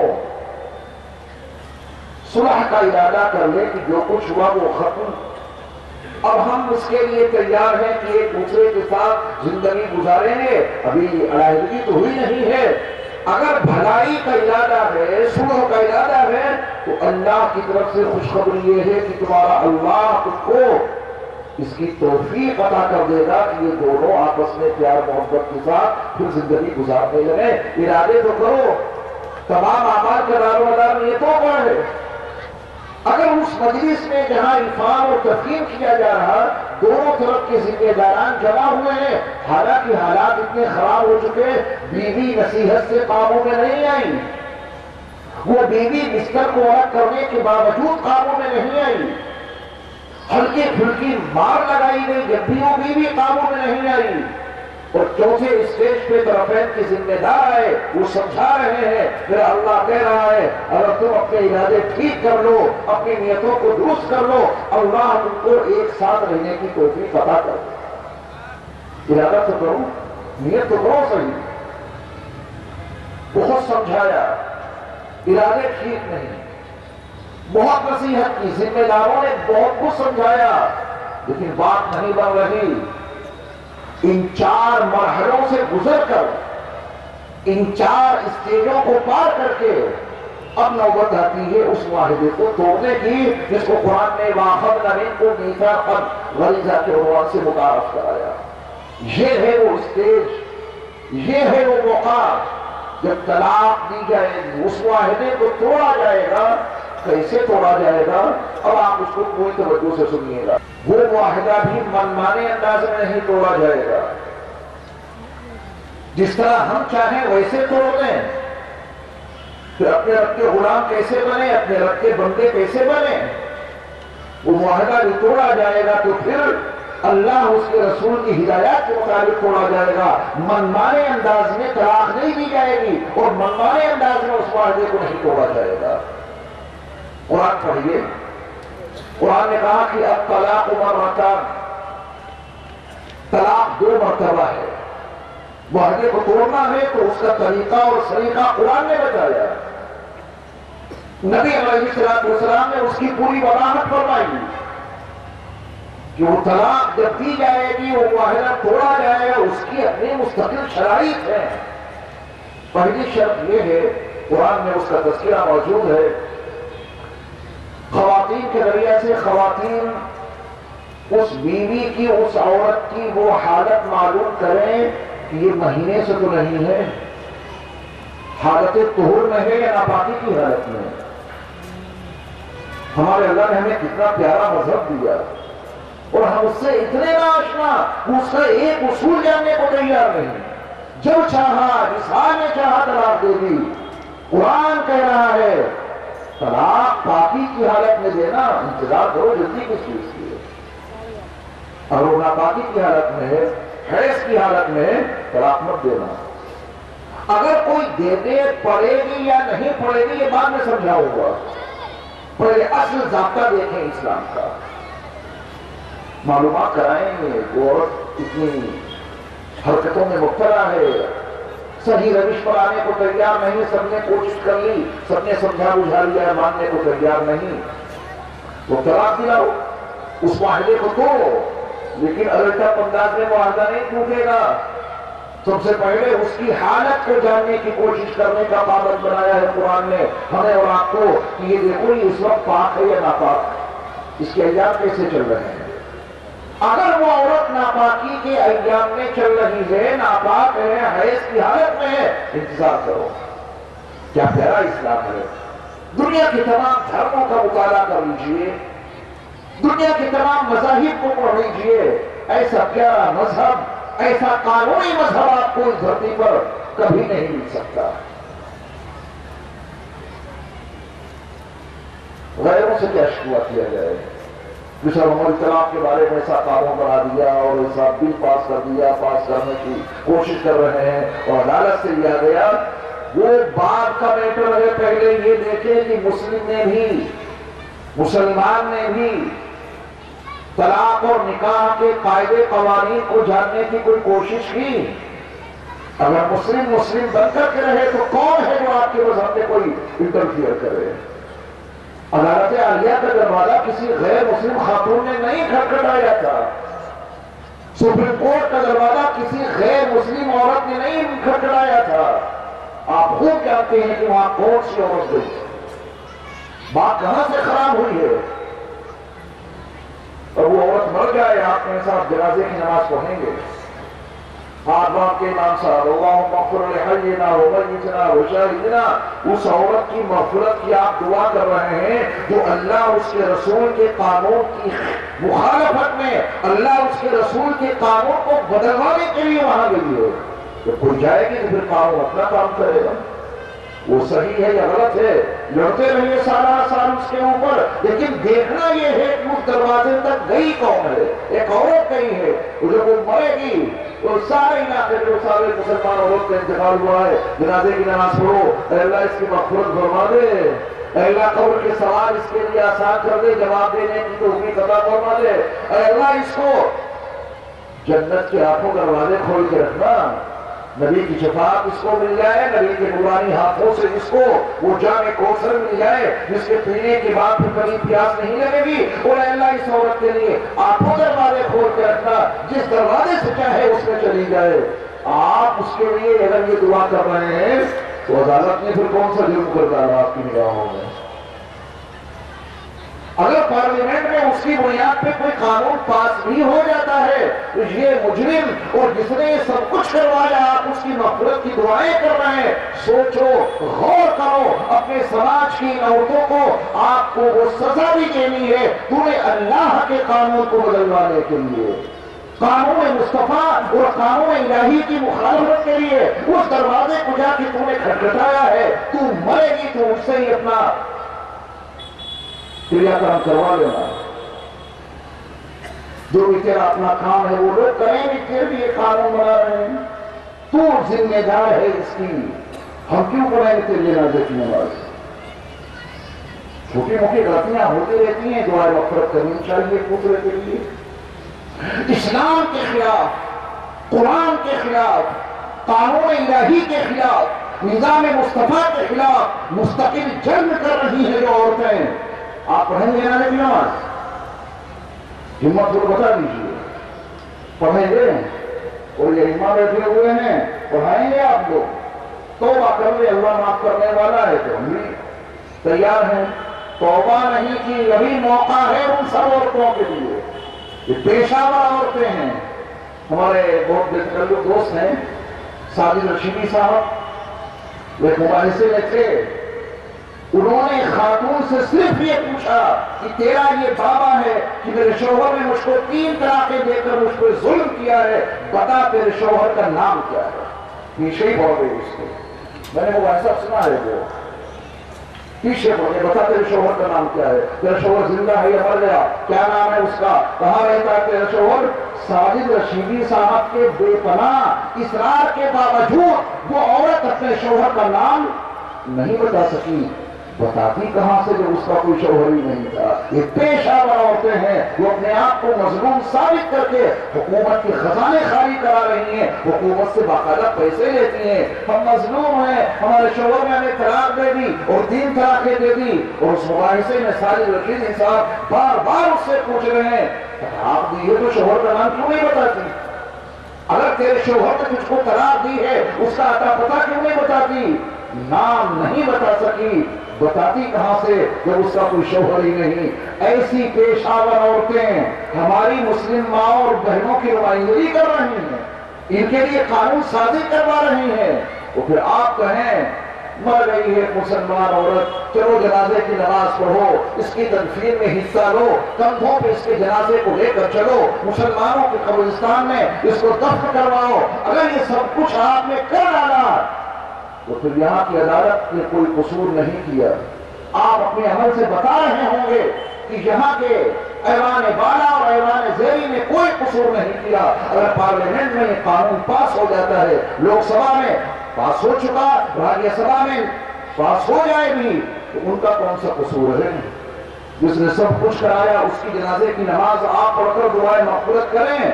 تو جن لوگوں نے کچھ کیا ہے شاید آپ کی دعاؤں میں ان کا بھی کچھ حصہ ڈل جائے گا. بات سمجھنے کی کوشش کر رہے ہیں؟ آپ کو نفرت کا، برات کا اعلان کرنا پڑے گا. یہ خواتین سے ہمارا کوئی تعلق نہیں. مودی کسی مذہب کے ماننے والی، ایسا نام رکھ لینے سے مسلمان کوئی نہیں ہو جاتا ہے. ہمیں نہیں معلوم کس دھرم کی ہیں یہ، ہمیں نہیں معلوم کس مذہب کی ہیں یہ، ہمیں اتنا معلوم ہے کہ یہ مسلمان نہیں ہیں اس لیے کہ انہوں نے ہمارے اللہ کے قانون کے خلاف بغاوت کا علم بلند کر دیا. ہمیں نہیں معلوم یہ کون ہے، لیکن ہم اتنا ضرور جانتے ہیں کہ میرے مصطفیٰ کی امت میں نہیں ہے، اس لیے کہ انہوں نے قانون مصطفیٰ کو بدلوانے کے لیے پوری دنیا میں میرے مصطفیٰ کے قانون کا مذاق اڑایا. یاد رکھیں گے یہ باتیں. طلاق بے پناہ شدید ضرورت پیش آ جائے، معاہدے کو توڑنے کی نوبت حالات کے تناظر میں پیش آ جائے، اسلام فطرت کے ساتھ جنگ کرنا نہیں سکھاتا. وہ بتاتا ہے کہ پھر ان مجبوریوں میں طلاق دی جا سکتی ہے. کیسے دی جائے گی وہ اسلام بتائے گا. ہم اور آپ اپنے جذبات سے کھلواڑ کرتے ہوئے طلاق کا کوئی لفظ استعمال نہیں کریں گے. اپنے اللہ سے پوچھا، اور اللہ میں ان حالات سے گزر گیا، تو بتا کہ طلاق کب دوں. اللہ نے کہا کہ اپنی بیوی کی حالت دیکھ، اگر وہ طہور میں ہے تو قانون بتاتا ہوں، اگر وہ حیض سے ہے ٹھہر جا، ابھی طلاق نہ دینا. یہ ہے آپ کا مذہب، پاکیزہ مذہب. پاکیزہ لوگ ہیں، پاکیزگی کا انتظار کرو، پاک لوگ ہیں، پاک حالت کا انتظار کرو۔ ایک قانون وقت کا ہوگا، انسان اس وقت میں طلاق دی جائے گی، کتنے دی جائیں گی؟ واقعات ہم لوگوں کے پاس آتے رہتے ہیں سوالات کہ آج غصہ اتنا زیادہ آیا کہ اپنی بیوی کو 10,000 طلاقیں دے دیں۔ کتنی؟ 10,000، 1,000 طلاقوں کا کیا ہوگا؟ کون سا پہاڑ اس کے اوپر توڑ دیا؟ اسلام نے جو آپ کو نکاح کے وقت میں صرف اور صرف 3 طلاقوں کا مالک بنایا تھا، یہ 10,000 طلاقیں کہاں سے خرید کے لے آئے؟ تمہاری ملکیت میں طلاقیں کہاں سے نہیں؟ جب نکاح ہوتا ہے تو اسلام مرد کو، شوہر کو 3 طلاقوں کا مالک بناتا ہے۔ حالات بہت خراب ہو جائیں تو ان میں سے کیسے استعمال کرو گے؟ تمہارا تحفظ کس میں رہے گا؟ عورت کو خدا کا مالک بنا دیتا ہے۔ غلطی ہمیشہ عورت ہی نہیں کرتی، غلطی مرد بھی کرتے ہیں۔ عورت غلطی کرے، بات نہ بنے تو شوہر طلاق دے دے، شوہر غلطی کرے تو عورت انہی حالات میں جوشتی رہے گی کیا؟ نہیں، اسلام دونوں کے ساتھ میں برابری کرتا ہے۔ شوہر غلط ہو گیا تو پھر بیوی اس سے طلاق مانگے، خدا لینے کا اس کو حق دیا ہے اسلام نے۔ اسلام دونوں کے حقوق کو برابر رکھتا ہے، بلکہ عورت کو اس سے زیادہ حق دیا ہے۔ خدا مانگا، طلاق دے دو، شوہر کہتا ہے کہ نہ آزاد کروں گا، نہ طلاق دوں گا، نہ حقوق ادا کروں گا، ایسے ہی لٹکا کے رکھوں گا تاکہ پوری زندگی یہ پریشان ہوتی رہے اور کہیں اس کا نکاح نہ ہونے پائے۔ ایسے کیسے علماء کے پاس آتے رہتے ہیں۔ اتنا نہ مراد اور اتنا نالائق شوہر نہ حقوق ادا کر رہا ہے، نہ طلاق دے کے اسے آزاد کر رہا ہے، خدا مانگ رہی ہے بیچاری اور شوہر خدا دینے کو تیار نہیں، تو کیا وہ اٹکی رہے گی کیا؟ اسلام نے اس کو تفریق کرانے کا حق دے دیا ہے۔ قاضی کے پاس جا، اپنا کیس ڈال، اگر یہ طلاق نہیں دے رہا ہے قاضی تفریق کر دے گا، اور قاضی کی وہ تفریق طلاق کے قائم مقام ہوگی۔ اس تفریق کے بعد اپنی عدت گزار، شوہر مرتا رہے، سڑتا رہے، طلاق نہ دے، قاضی کی تفریق تمہارے لیے طلاق کے قائم مقام، عدت گزار کے اپنی مرضی سے کہیں جا کے نکاح کرو، شوہر سے کوئی میٹر نہیں رہا۔ یہ اسلام نے عورت کو اور زیادہ حقوق دیے۔ خیر اس کی حالت معلوم ہوئی کہ کوہر سے ہے، پھر آپ یہ بھی دیکھو حمل سے تو نہیں ہے، غور کیجیے گا۔ جانبین کے ذمہ داروں کی افہام و تفہیم کے بعد جب بات نہیں بنی تو طلاق دینی ہے، اسی وقت دے دیں گے جبکہ وہ عورت حیض سے ہے، نہیں، اسی وقت دے دیں گے جبکہ وہ عورت حمل سے ہے، نہیں، انتظار کرو حیض سے وہ پاکی کی حالت میں آ جائے، اگر حمل سے ہے تو بچہ پیدا ہو جائے، انتظار کرو اس کا۔ تو ایسا نہ ہو کہ اس کی عدت تمہاری حرکت کی بنیاد پہ لمبی ہو جائے۔ اسلام کا یہ فلسفہ ہے، اگر اس کو حیض کی حالت میں طلاق دو گے اس بیچارے کی بلا وجہ کی عدت لمبی ہو جائے، ابھی انتظار کرو۔ حمل سے ہے وہ، ہو سکتا ہے 9 مہینے کے بعد بچہ پیدا ہو، اس کی عدت کو لمبا نہیں کرنا ہے۔ یہ بھی دیکھو حمل سے ہے یا نہیں، حمل سے ہے تو ذرا ٹھہرو، یہیں پر یہ وضاحت کر دو، یہ تو ہے قانون۔ لیکن اگر کوئی بدقیمت انسان، کوئی بدبخت شوہر اپنی بیوی کو حیض کی حالت میں طلاق دیتا ہے، طلاق پڑ جائے گی۔ کوئی بدبخت شوہر اپنی بیوی کو حمل کی حالت میں طلاق دیتا ہے، طلاق پڑ جائے گی، لیکن دینا نہیں چاہتے۔ تھوڑا سمجھ کے دونوں مسئلوں کا۔ اب مسئلہ یہ ہے کہ 2 حالتیں تو معلوم ہو گئی کہ حیض کی حالت میں اور حمل کی حالت میں جب پیٹ میں بچہ ہو طلاق نہیں دینی چاہیے۔ معلوم یہ ہوا کہ حمل سے نہیں ہے، اور اس بات کی بھی تصدیق ہو گئی کہ وہ حیض سے نہیں ہے، ناپاکی کے ایام نہیں چل رہے ہیں، پاک ہے، طلاق دینے کی اجازت ہے ان مجبوری کے حالات میں۔ اب طلاق اگر دینی ہے تو کتنی دیں؟ تھیلے میں 3 ہیں، جیب میں کتنی رکھی ہے؟ 3، پرس میں 3 ہیں آپ کے پاس طلاق ہیں، لیکن اسلام کہتا ہے کہ بلا وجہ میں تینوں کیوں دو گے؟ 1 2 1، کتنی؟ 1۔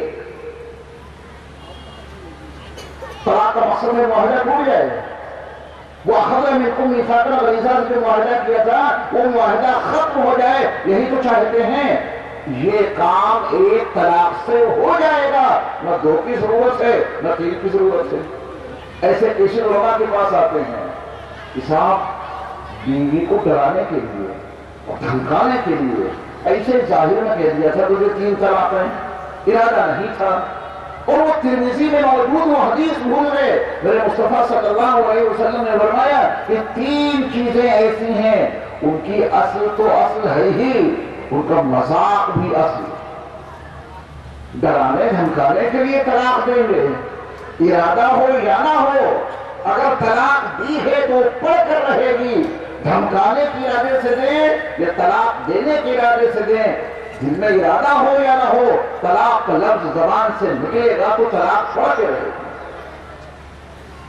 میرے صاحب ڈرانے دھمکانے کے لیے کیا کریں؟ یہاں پہ ایک مسئلہ سنیے، بڑا دلچسپ مسئلہ ہے۔ طلاق جس سے واقع ہوگی، جس لفظ سے، اس میں توڑے، سب سے پہلا حرف کیا ہے؟ توڑے، اس کے بعد لام، پھر الف، اور پھر اخیر میں بڑا قاف، یہ ہے طلاق۔ اس سے طلاق پڑتی ہے نا، یہ طلاق کا صحیح تلفظ ہے۔ آپ سے میں پوچھتا ہوں، طلاق اچھی چیز ہے یا بری؟ زور سے بولیے۔ میاں بیوی کے بیچ میں طلاق ہونی چاہیے یا نہیں؟ یہ تو آپ بالکل غلط مسئلہ بتا رہے ہیں، بالکل غلط بتا رہے ہیں آپ کہ صاحب میاں بیوی کے بیچ میں طلاق نہیں ہونی چاہیے۔ میں اللہ کی قسم کھا کے اگر یہ کہوں کہ میاں بیوی کے درمیان جتنی زیادہ طلاق ہوگی اسی قدر ان کو ثواب ملے گا، اتنے ثواب ملے گا، بڑی خوشگوار زندگی گزرے گی اگر میاں بیوی کے درمیان میں طلاق باقی رہی۔ طلاق، جن بے وقوفوں کو طلاق اور طلاق میں فرق نہیں معلوم، وہ کیا اس مسئلے کی حقیقت سمجھا سکتے ہیں؟ طلاق کا ترجمہ ہے ملاقات، یوم الطلاق۔ قرآن مقدس کے 24ویں بارے میں قیامت کے دن کو کہا گیا ہے، وہ طلاق یعنی ملاقات کا دن ہے، کائنات انسانی کے تمام افراد وہاں ملیں گے، وہ یوم الطلاق ہے۔ طلاق، تے، لام، الف، قاف، طلاق، اس کا ترجمہ ہے ملاقات کرنا، ملنا۔ تو میاں بیوی کے درمیان میں یہ طلاق اور ملاقات اور ملنا باقی رہے، یہ اچھا ہے یا برا؟ اچھی چیز ہے نا۔ طلاق بہت بری چیز ہے، طلاق تو بہت اچھی چیز ہے، ملاقات رہنی چاہیے۔ صبح ملاقات ہو تو طلاق ہوئی، دوپہر میں ملاقات ہوئی تو طلاق ہوئی، رات بھر ملاقات رہی تو طلاق رات بھر ہوتی رہی، یہ کون سا برا کام ہے؟ تو اچھا کام ہے۔ یہ تو ہو گئی لفظی وضاحت۔ اب سنیے اس پر مسئلہ، توجہ دیجیے گا، توجہ دے کر کے مسئلے کو سنیے گا، کیونکہ مسائل کی زبان قانونی زبان ہوتی ہے، معمولی سے تعبیر میں معمولی سے فرق کی بنیاد پر مسئلہ بدل جاتا ہے۔ اب آپ نے لغت کے حوالے سے یہ نکال لیا کہ طلاق دینا نکاح کے معاہدے کو توڑنا، اور طلاق تو ہم سن کے آئے کہ بڑا اچھا لفظ ہے، لغت میں لکھا ہے، قرآن میں لفظ آیا ہے ملاقات کے لیے، میاں بیوی کے درمیان میں ملاقات رہنی چاہیے۔ ایک صاحب نے کہا اپنی بیوی سے کہ میں تجھے طلاق دیتا ہوں، طلاق کیسے؟ اور اپنے ذہن میں لیے بیٹھے ہیں کہ جب طلاق بولوں گا تو طلاق پڑے گی تھوڑی نا، کیونکہ اس کے معنی ملاقات کے ہیں۔ یہ عمل کر کے آیا ہے امام صاحب کے پاس کہ حضرت میں اپنی بیوی کو طلاق دے دی ہے، کیا ہونا چاہیے؟ بولے طلاق تو واقع ہو گئی۔ کہا کہ میں نے توڑے سے نہیں کہا تھا، میں نے تو کیسے کہا تھا۔ تمام فقہا کے فتاویٰ پڑھ لیجیے، سب کا یہی کہنا ہے کہ طلاق پڑ جائے گی۔ یہ لفظی بحث یہاں چلنے والی نہیں، طلاق کہو، عوام الناس کو توڑے کہاں سے نکالنا آئے گا، اس کا مخرج کیا ہے؟ وہ طلاق کہہ کر بھی طلاق ہی سمجھیں گے، اس لیے طلاق پڑ جائے گی۔ حیدرآباد کا سفر کیا کبھی آپ نے؟ وہاں کے لوگ قاف کو خا بولتے ہیں، مسئلہ مجھے سمجھانا ہے۔ وہاں کے لوگ قاف کو کیا بولتے ہیں؟ خا۔ اب تو بہت سی تقریریں آپ وہاں کے سیاسی نمائندوں سے سنتے رہتے ہیں، ان کے اوپر جب آپ غور کریں گے تو قاف کس سے نکالتے ہیں؟ وہ خا سے۔ طلاق، دہلی میں طلاق تو کوئی نہیں کہتا، طلاق قاف سے۔ وہاں طلاق میں قاف کو خا سے بدل دیتے ہیں، قبر کو خبر کہتے ہیں۔ وہ طلاق دے دی، طلاق کا لفظ استعمال تو نہیں کیا، اس سے طلاق قاف کی جگہ پہ خا کر دیا. طلاق پڑے گی یا نہیں پڑے گی فقہا علماء سے معلوم کریں گے. وہ کہیں گے طلاق کہو یا طلاق کہو یا طلاق کہو یا طلاق کہو، یہ دے دی. دیواروں سے نہیں کہہ رہے ہیں، بیوی سے کہہ رہے ہیں طلاق پڑ جائے. یاد رکھیں گے، لہذا یہ قانونی داؤ پیچ اس میں چلے گا نہیں. آپ بتائیں طلاق کی اسلام میں جو حیثیت ہے وہ قاعدے سے سمجھ میں آ گئی؟ لڑائی جھگڑا ہوگا تو کبھی طلاق تو نہیں دیں گے، اس معاہدے کو تو نہیں توڑیں گے. جو ترتیب بتائی ہے اسلام نے وہی کریں گے. اگر بے پناہ ضرورت پیش آ گئی تو ایک دیں گے، اس طلاق کا نام ہے طلاق رجعی. اگر موقع ملا تو میاں بیوی کے حقوق کا جب بیان ہوگا تو شاید اس مضمون کو میں اس میں ایڈ کر دوں. لیکن آج چند باتیں آپ کو بتانا چاہتا ہوں کہ گھر میں وہ حالات کب بنتے ہیں جب شوہر طلاق دینے کے لیے مجبور ہو جاتا ہے. گھر میں وہ حالات کب بنتے ہیں جب بیوی اپنے شوہر سے کھلا مانگتی ہے، طلاق مانگتی ہے. گھر کے جب حالات خراب ہوتے ہیں کیا اسباب و وسائل بنتے ہیں. میں ذرا ان میں سے چند باتیں آپ کو بتانا چاہتا ہوں تاکہ ہم اور آپ اپنے گھروں کو ان چیزوں سے بچا کر رکھیں، ان باتوں سے بچا کر رکھیں جس کی وجہ سے گھر میں حالات خراب ہوتے ہیں اور طلاق کی نوبت آتی ہے. میرے ایمان والے بھائیوں، طلاق تو ایک عمل ہے جو پریشانی کی شکل میں ظاہر ہوتا ہے. ہمارے گھروں میں اس کی وجہ کیا ہے؟ شوہر طلاق دینے پر آمادہ ہو گیا، طلاق دے ڈالی. بیوی نے خلا مانگا، شوہر نے طلاق دے دی. بیوی کی مراد پوری کر دی خلا دے کے. یہ مصیبت گھروں میں کیوں آتی ہے؟ اس کا سبب کیا بنتا ہے؟ ہمارے علماء نے قرآن و حدیث کے تناظر میں لکھا ہے جب گھر میں گناہ ہونے لگتے ہیں. یاد رکھیں، جب گھر میں گناہ ہوتے ہیں، اللہ کے قانون، رسول خدا کے قانون کی نافرمانیاں ہوتی ہیں، اپنے آپ ایسے حالات بن جاتے ہیں کہ گھر اجڑ جاتا ہے. شوہر طلاق دیتا ہے، سبب اس کا گناہ ہے. بیوی خلا مانگتی ہے، سبب اس کا گناہ اور اللہ کے قانون کی نافرمانی ہے.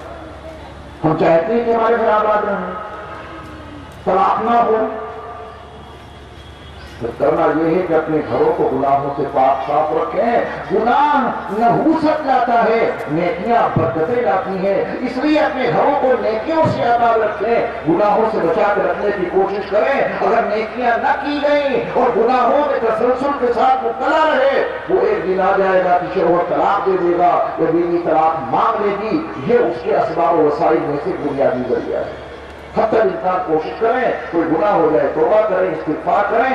انشاءاللہ طلاق والی نحوست سے گھر پاک رہے گا، گھر اجڑے گا نہیں، گھر آباد رہے گا. معصوم بچے، ان کے چہرے خوشیوں سے لہلاتے رہیں گے. طلاق کے نتیجے میں بچوں کے چہروں کی خوشیاں چھپ جاتی ہیں. اللہ تعالیٰ نے مردوں کو عورتوں کو فرائض کی ذمہ داری دی ہے. تمہارے ذمہ یہ کام فرض ہے، نماز فرض ہے، روزے فرض ہیں. گھر ایسا ہے کہ اس میں کوئی نماز پڑھتا ہی نہیں، گھر ایسا ہے کہ اس میں کوئی روزے رکھتا ہی نہیں، گھر ایسا ہے کہ سونے چاندی کے انبار لگے پڑے ہیں، خاتون کے پاس بے پناہ زیور موجود ہے، زکات نہیں نکالتی. اللہ کے فرضوں میں جب کوتاہی ہوگی تباہی آئے گی اور وہ تباہی طلاق کی شکل میں ظاہر ہوگی. اللہ ہم سب کی حفاظت فرمائے. اقربا، اعزاء، رشتہ دار جب گھر میں ان کی دخل اندازی شروع ہو جاتی ہے، اس کو نوٹ کیجیے گا. عزیزوں سے اچھا برتاؤ کیجیے، حکم ہے اس کا. رشتہ داروں کے ساتھ میں حسن سلوک کیجیے، حکم ہے اس کا. لیکن اعزاء، اقربا اور رشتہ داروں کی گھر میں دخل اندازی نہیں ہونی چاہیے. بیوی اپنے رشتہ داروں سے، اپنے باپ سے اور اپنے بھائیوں سے اور اپنے رشتہ داروں سے اپنے شوہر کی توہین کرائے، طلاق ہوگی. خدمت کرو ان کی، توازو کرو ان کی، لیکن شوہر کے معاملات میں ان کی دخل اندازی نہ کراؤ اللہ کے واسطے، ورنہ طلاق کی نوبت آ جائے گی. شوہر اپنی بیوی کے معاملات میں اپنے باپ سے دخل اندازی کراتا ہے، اپنی ماں سے دخل اندازی کراتا ہے، اپنی بیوی کے معاملات میں اور بھائیوں کو، رشتہ داروں کو برا کے لاتا ہے اور اس میں اس کے اوپر پریشر بناتا ہے. وہ آج نہیں کل طلاق مانگ لے گی. بات سمجھ گئے؟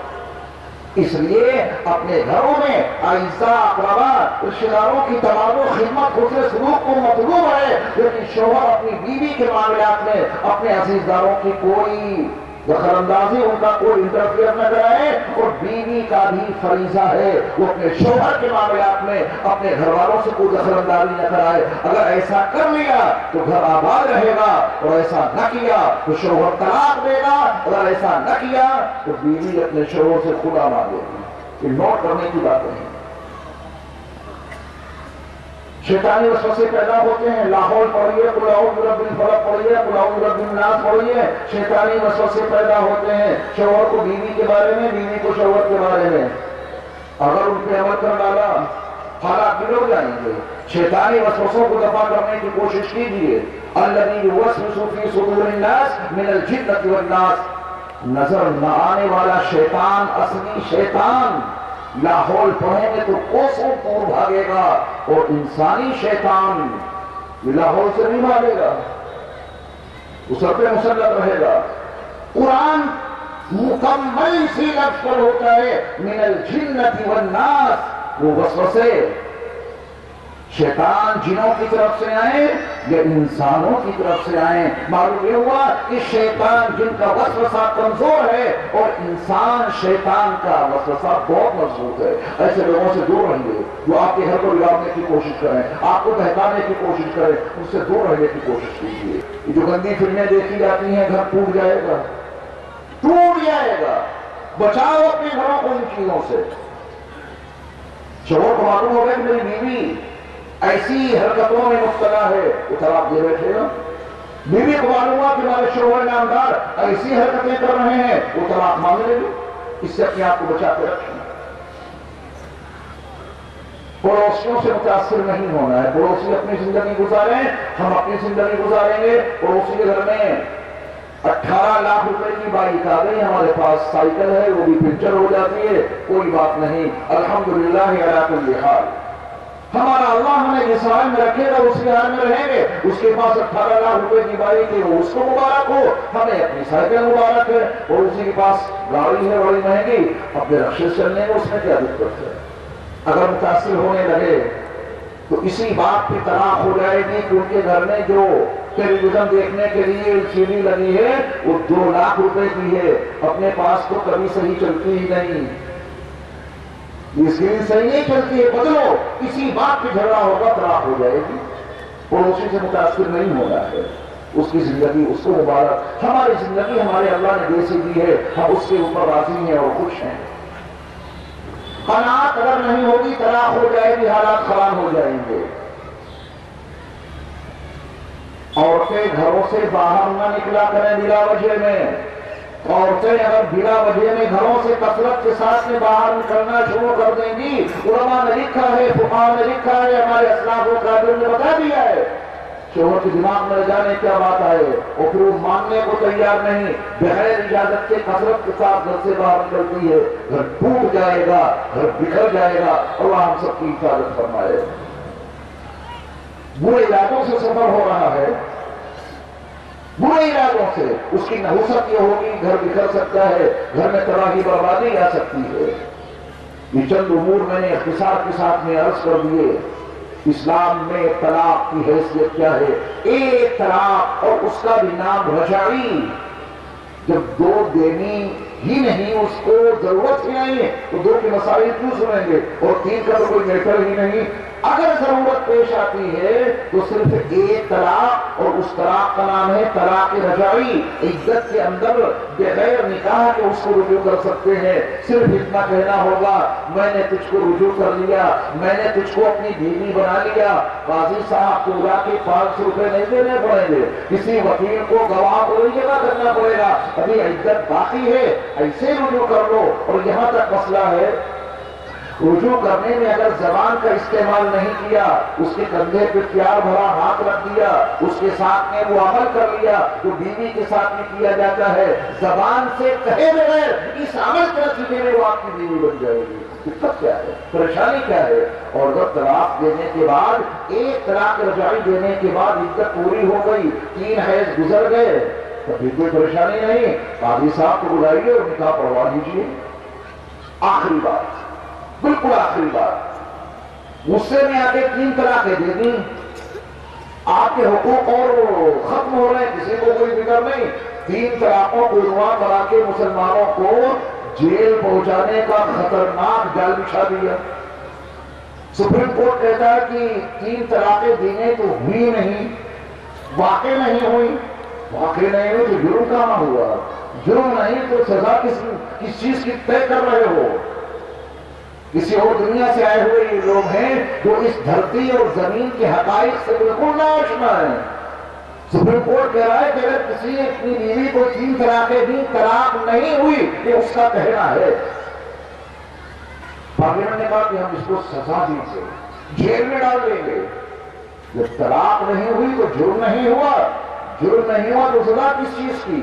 اس بحث میں جائے بغیر 3 طلاقیں دے دی۔ آپ کے سامنے 2 شریعتیں ہیں، ایک شریعت محمدی ہے اور دوسری شریعت بتانے کی ضرورت نہیں، آپ خود اپنے ذہن میں سوچئے۔ شریعت محمدی کا کہنا ہے کہ 3 دو گے تو تینوں پڑیں گی۔ اب اس کے مد مقابل اس کے اپوزٹ جو شریعت ہے اس کا یہ کہنا ہے کہ 3 دو گے کچھ بھی نہیں پڑیں گی۔ فیصلہ آپ کو کرنا ہے، شریعت محمدی کو ماننا ہے، یہ شریعت غیر محمدی کو ماننا ہے، فیصلہ آپ کو کرنا ہے۔ 3 دیں گے، تینوں پڑ جائیں گی، پڑ گئے تو حل، حلالہ کروں، یہ حلالہ سمجھ لیجیے مختصر لفظوں میں۔ ہمارے سماج، ہمارے معاشرے میں حلالے کے نام پہ جو کچھ ہو رہا ہے، میرے ایمان والے بھائیوں اور میری ماں اور بہنوں توجہ سے سن لینا، یہ حلالہ نہیں حرامہ ہے، حلالہ نہیں ہے، یہ حرامہ ہے۔ حلالے کی حقیقت کچھ اور تھی۔ کبھی مقتدر علماء سے جا کے پوچھا، اپنے علاقے کے ایسے ہی چلتے پھرتے لوگوں سے، ملاؤں سے پوچھ لیا، وہ تمہیں شریعت بتا سکتے ہیں؟ انہیں کیا پتا شریعت کی حقیقت کیا ہے؟ حلالہ کے نام پہ آج جو کچھ ہو رہا ہے وہ سب حرامہ ہے۔ شریعت اسلامیہ کا حلالہ بالکل الگ ہے۔ کیا ہے؟ چند لفظوں میں سمجھیے۔ ایک شوہر نے اپنی بیوی کو 3 طلاقیں دے دی، اب یہ اس کے لیے حلال نہیں ہو سکتی۔ حکم یہ ہے کہ یہ سوچو، آج جس شوہر نے 3 طلاقیں دی ہیں، جب نکاح ہو رہا تھا تو اس شوہر کے تصور میں بھی یہ بات نہیں تھی کہ گھر بکھر جائے گا، تصور میں بات نہیں، لیکن حالات بنے اور اس نے 3 طلاقیں دے دی۔ جو سوچا نہیں تھا وہ ہو گیا۔ اب حکم یہ ہے کہ اس شوہر کی 3 طلاقوں کے بعد وہ عورت اپنی عدت پوری کرے اور عدت پوری کر کے کسی دوسرے مرد سے پوری زندگی گزارنے کا معاہدہ اس کے ساتھ کرے، رات کے لیے نہیں، 1 رات کے لیے نہیں۔ میں نے پہلے آپ کو بتا دیا، وقت کا تعین ہوگا تو نکاح نہیں بلکہ متا بن جائے گا۔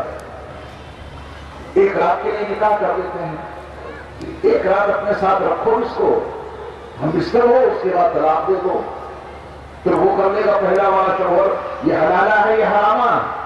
زور سے بولے، یہ حرامہ ہے، اس کی قطعی اجازت نہیں، یہ فطرت کے خلاف ہے، صحیح انسانی ذہن کے خلاف ہے۔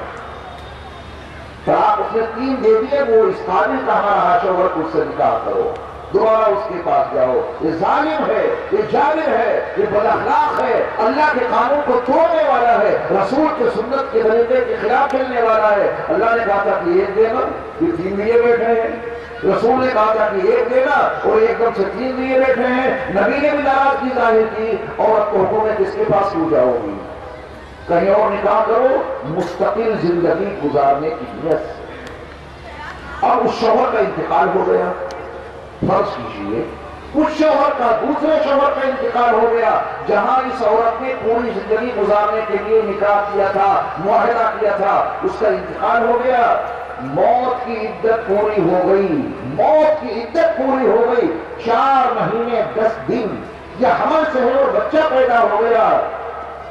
اب اس نے سوچا کہ پہلے شوہر سے کر لوں، شوہر نے سوچا کہ اس کو لے آؤں، اب یہ حلالہ ہے۔ 1 رات گزار کر، 10 راتیں گزار کر، مہینہ گزار کر وقت کی تعین اگر کر دی تو وہ نکاح نہیں بلکہ وہ متا بن جائے گا جو حرام ہے۔ حلالہ سمجھ لیں، دوسرے شوہر کے ساتھ میں نکاح مستقل زندگی گزارنے کے لیے ہمیشہ اس کے ساتھ رہنے کی نیت سے کرنا پڑے گا۔ اس کا انتقال ہو گیا، ظاہر بات ہے کہ عدت گزارنے کے بعد اس کو شریعت نے اجازت دی ہے کہ پہلے شوہر کے نکاح میں اب جا سکتی ہو۔ دوسری شکل، دوسرے شوہر کے ساتھ میں نکاح کیا تھا پوری زندگی گزارنے کے ارادے سے، کبھی نہیں اس سے علیحدہ ہوں گی، لیکن حالات ویسے بن گئے جیسے پہلے شوہر کے ساتھ بنے تھے۔ اس نے بھی نہیں سوچا تھا کہ طلاق کی نوبت آئے گی، وہاں حالات بن گئے تو یہاں بھی بن سکتے ہیں دوسرے شوہر کے ساتھ۔ وہ حالات اتنے خراب ہوئے کہ دوسرے شوہر نے بھی طلاق دے دی۔ اگر دوسرے شوہر نے جب نکاح کیا تھا مستقل رکھنے کی نیت سے اور طلاق دے دی، حالات کچھ ایسے بنے، اب شریعت اجازت دیتی ہے کہ تم پہلے شوہر کے ساتھ جا کے نکاح کر سکتی ہو۔ اصل حلالہ یہ ہے۔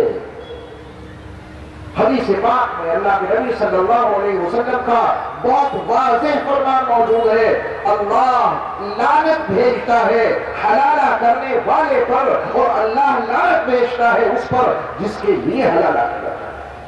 یاد رکھیں گے حدیث، اللہ کی لعنت ہے اس پر جو حلالہ کرے۔ رات کے لیے، 2 رات کے لیے کسی عورت سے نکاح کیا، اس کو چھوڑ دیا، یہ حلالہ نہیں حرامہ ہے، ایسے حلالہ کرنے والے پر اللہ کی لعنت ہے۔ اور جس کے لیے حلالہ کیا جا رہا ہے، شوہر نے کہا کہ میں نے 3 طلاقیں دی تھی، ذرا یہ کام کر کے میرے لیے اس کو نکاح میں آنے کا ذریعہ پیدا کرو، جس کے لیے حلالہ کیا جا رہا ہے اس پر بھی اللہ کی لعنت، حلالہ کرنے والے پر اللہ کی لعنت، اور جس کے لیے حلالہ کیا جائے اس پر بھی اللہ کی لعنت۔ اپنے سماج سے اس لعنت بھرے کام کو ختم کر دو۔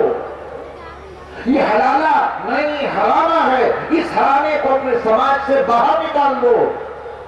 نوبت کیوں آتی ہے؟ 3 طلاقوں کی بنیاد پہ تہیہ کر لو، پختہ ارادہ کر لو، ہم 3 طلاقیں دیں گے ہی نہیں جس کی بنیاد پہ اس کی نوبت کبھی آئے، اگر ضرورت پیش آتی ہے تو 1 طلاق طلاق احسن، 1 طلاق طلاق سنت اس کو اپنائیں۔ اگر مجبوری کے حالات پیش آ جائیں جس کا تذکرہ میں نے کیا، تو 1 سے ہی کام چلانا ہے، 1 طلاق ہی اس معاہدے کو توڑنے کے لیے بہت کافی ہے، 2 کی کوئی ضرورت نہیں ہے، اور 3 کے تو قریب نہیں جانا ہے، وہ اتنی خطرناک ہے، واپسی کے سارے راستے بند ہو جاتے ہیں۔ اور ایسے والے حلالے سے اگر واپس لائے جو ہمارے سماج اور ہمارے معاشرے میں رائج ہے، بھیا کو بلا لیا، تمہاری بھابھی کو شوہر نے تمہارے بھائی نے 3 طلاقیں دے دی ہیں، پھر اپنے بھائی سے کہہ رہا ہے اپنی بھابھی سے نکاح کر لو، رات بھر رکھ کے اور اسے پھر طلاق دے دینا۔ ہم بستر ہونا شرط ہے، علماء موجود ہیں، ہم بستری کے بغیر حلالہ نہیں ہو سکتا۔ آپ غور فرمائیں، سگا بھائی اپنے بھائی کی مطلقہ بیوی کو، اپنی بھابھی کو اپنے نکاح میں لاتا ہے، فرضی نکاح میں، اور رات بھر رکھ کے اس سے ہم بستر ہو کے اسے وہ طلاق دے دیتا ہے۔ یہ حرامہ نہیں تو اور کیا ہے؟ کون فطرت سلیمہ کا حامل انسان اس عمل کو برداشت کر سکتا ہے؟ لیکن وہ بدبخت انسان جو اپنی بیوی کو 3 طلاقیں دیتا ہے، اس کا ضمیر مردہ ہو جاتا ہے۔ توجہ سے سنیے گا، جو بدبخت انسان اپنے نبی کے طریقے کو چھوڑ کر، اللہ کے طریقے کو چھوڑ کر اپنی بیوی کو 3 طلاقیں دیتا ہے، اس کا ضمیر مردہ ہو جاتا ہے، اس کا ضمیر خبیث بن جاتا ہے، اس کی فطرت میں خباثت گھس جاتی ہے، اور اسی خبیث فطرت کے نتیجے میں وہ اپنے بھائی سے کہتا ہے، اپنے بھائی سے تم ہی کر دو یہ کام، وہ بھائی کر دیتا ہے۔ حلالہ کرنے والے پر بھی اللہ کی لعنت، اور جس کے لیے حلالہ کیا جائے اس پر بھی اللہ کی لعنت۔ لوگ دوستوں سے نہیں دیتے ہیں کہ میاں اس مصیبت میں پھنس گئے ہیں، ذرا مدد کو کرو ہماری، دوست کہتے ہیں کہ ٹھیک ہے، اس میں کیا دقت ہے؟ حلالہ دوست کر رہا ہے، دوست کے لیے کر رہا ہے، یہ حلالہ نہیں حرامہ ہے۔ اس دوست پر بھی اللہ کی لعنت، اور جس کے لیے کیا جا رہا ہے اس پر بھی اللہ کی لعنت۔ اپنے سماج کو، اپنے معاشرے کو اس لعنت سے پاک کرو، تب اللہ کی رحمتیں آئیں گی، اللہ کی برکتیں نازل ہوں گی۔ اور جس گھر میں یہ منحوس کام ہوتا رہے گا، میرے بہت قریبی دوست ہیں، میں ان کو سلام کرتا ہوں، ان کی شجاعت کو، ان کی بہادری کو۔ ان کو یہ معلوم ہوا ان کا ایک کرایہ دار ہے، فیملی کے ساتھ لے رہا ہے، اچھا خاصا کرایہ دے رہا تھا، ذرائع سے معلوم یہ ہوا کہ یہ میاں بیوی وہ ہیں جو پہلے آپس میں یہ 3 طلاقیں دے چکے ہیں اپنی بیوی کو، اور 3 طلاقیں دے کر پھر بھی اپنے ساتھ میں لگ رہا ہے۔ طلاقیں دے کر وہ حرامہ بھی نہیں کرایا اس نے ظاہر میں، طلاقیں 3 دی ہو بیوی کو اپنے ساتھ میں رکھ رہا ہے۔ اولاد حلالی پیدا ہوگی یا حرامی؟ یہ روزانہ زنا ہوگا یا میاں بیوی کی ازدواجی زندگی زنا ہوگا؟ تو اس صاحب نے جب معتبر ذرائع سے معلوم کر لیا کہ یہ دونوں ایسے رہ رہے ہیں، اس حال میں میرے گھر میں رہ رہے ہیں، ان کے پاس پہنچے اور پوچھا کیا تم نے اپنی بیوی کو 3 طلاقیں دے رکھنی چاہتی؟ ہاں۔ پھر ساتھ میں کیوں رکھتا ہے؟ بولے جائیں گے کہاں؟ تو ہمارے ساتھ میں رہے گی۔ اور کہاں جائے گی؟ اب سامان اٹھا اور باہر نکل، تو میری پراپرٹی میں میرے گھر میں کرایہ نہیں دے رہا، زناکاری کا پیسہ دے رہا ہے، زناکاری کا پیسہ دے رہا ہے۔ تو میری پراپرٹی میں رہ کے یہ ازدواجی زندگی نہیں گزار رہا، تو زانی ہے اور یہ عورت زانیہ ہے، تو مجھے کرایہ نہیں دے رہا بلکہ زناکاری کا کرایہ دے رہا ہے، زناکاری کا پیسہ دے رہا ہے۔ میں ایک لمحہ اس کو اپنے گھر میں نہیں رہنے دوں گا، نکل یہاں سے۔ تو نکال دیا۔ تو ایسے پیسے کا ہم کریں گے کیا؟ ایمان زندہ ہے تو اسلام زندہ ہے، تو پھر ہم اسلام کے تقاضوں کو عملی طور پہ پورا کریں گے۔ ضمیر مردہ ہو گیا تو حلالہ ہو یا حرامہ، ضمیر خبیث بن گیا تو خبیث کام کرنے میں کیا دقت ہے؟ شراب پی رہے ہیں، خنزیر کھا رہے ہیں، یہ حرامہ ہو رہا ہے۔ عقائد خراب ہو گئے، اعمال بگڑ گئے۔ اللہ ہم سب کو شعور عطا فرمائے، اپنے ماحول کو، اپنے معاشرے کو، اپنی آئلی زندگی کو طلاق کی لعنت سے پاک کر دو۔ میرے ایمان والے بھائیوں، یہ جتنا بڑا مجمع یہاں موجود ہے سب تہیہ کر لے، ہم طلاق نہیں دیں گے۔ بے پناہ ضرورت پیش آئے گی تو علماء سے رابطہ قائم کریں گے، قرآن و حدیث کی روشنی میں جو راستہ نکلے گا اس کو اپنا لیں گے۔ اور ہماری بیٹیاں موجود ہیں بڑی تعداد میں، ہماری بہنیں موجود ہیں بڑی تعداد میں، ہماری مائیں موجود ہیں بڑی تعداد میں، ہماری ساری بہنیں بیٹیاں مائیں یہ تہیہ کرنے ارادہ کر لے، حالات تو اوپر نیچے ہوتے ہی رہتے ہیں۔ ہم اپنے شوہر سے کبھی خلا نہیں مانیں گی، ہم کبھی اپنے شوہر سے طلاق نہیں مانیں گی۔ اختلاف تو چلتا رہتا ہے، تھوڑے بہت بڑے جھگڑے تو چلتے ہی رہتے ہیں۔ اس کا یہ مطلب نہیں کہ شوہر طلاق دے دے، اس کا یہ مطلب نہیں کہ عورتیں اپنے شوہروں سے خلا مانگنے لگیں، طلاق مانگنے لگیں۔ اگر اہل ایمان کا اتنا بڑا مجمع یہ ارادہ کر لے، پختہ تہیہ کر لے، شوہر طلاق نہیں دیں گے، عورتیں خدا نہیں مانیں گی، طلاق نہیں مانیں گی، آپ یقین جاننا یہ 15 روزہ علاج سیرت مصطفیٰ صلی اللہ علیہ وسلم کی کامیابی کی علامت ہوگی۔ اور یہ پیغام اپنے سینوں میں چھپا کر مت رکھنا، یہ آج کے جو پیغام اور میسیج آپ کو دیا گیا ہے اس کو اپنی ذات تک محدود نہ رکھنا، تہیہ کر کے اٹھو کہ انشاءاللہ ہم اس پیغام کی تبلیغ کریں گے، اپنے دوستوں کو بتائیں گے، اپنے متعلقین کو سمجھائیں گے، مرد مردوں کو سمجھائیں، عورتیں عورتوں کو سمجھائیں۔ ہمارے گھر ٹوٹے پھوٹے ہی کیوں نہ صحیح، ہمارے گھر جھوپڑیوں کی شکل میں کیوں نہ ہو، رب کعبہ کی قسم وہ جنت نشان بن جائیں گے، سکون کی گزرے گی۔ اور محل ہے 10,000 گز میں، 5,000 گز میں، 1,000 گز میں کوٹھیاں کھڑی ہوئی ہیں۔ اگر یہ فلسفہ اسلامی نہیں معلوم، طلاق کا فلسفہ، خدا کی حقیقت نہیں معلوم، تو وہ جہنم قدا بن جائیں گے، جنت نشان و مکان نہیں بن سکتے۔ اللہ نے جیسا گھر دیا ہے، جیسا لباس دیا ہے، ایسی سواری دی ہے، سکون کے ساتھ میں زندگی گزاریے۔ طلاق اور خلا کا کوئی مسئلہ سمجھے بغیر اس کے اوپر عمل نہیں کرنا ہے۔ علماء آپ کے درمیان موجود ہیں، انبیاء کے وارثین موجود ہیں، اللہ ہم سب کو عمل کی توفیق عطا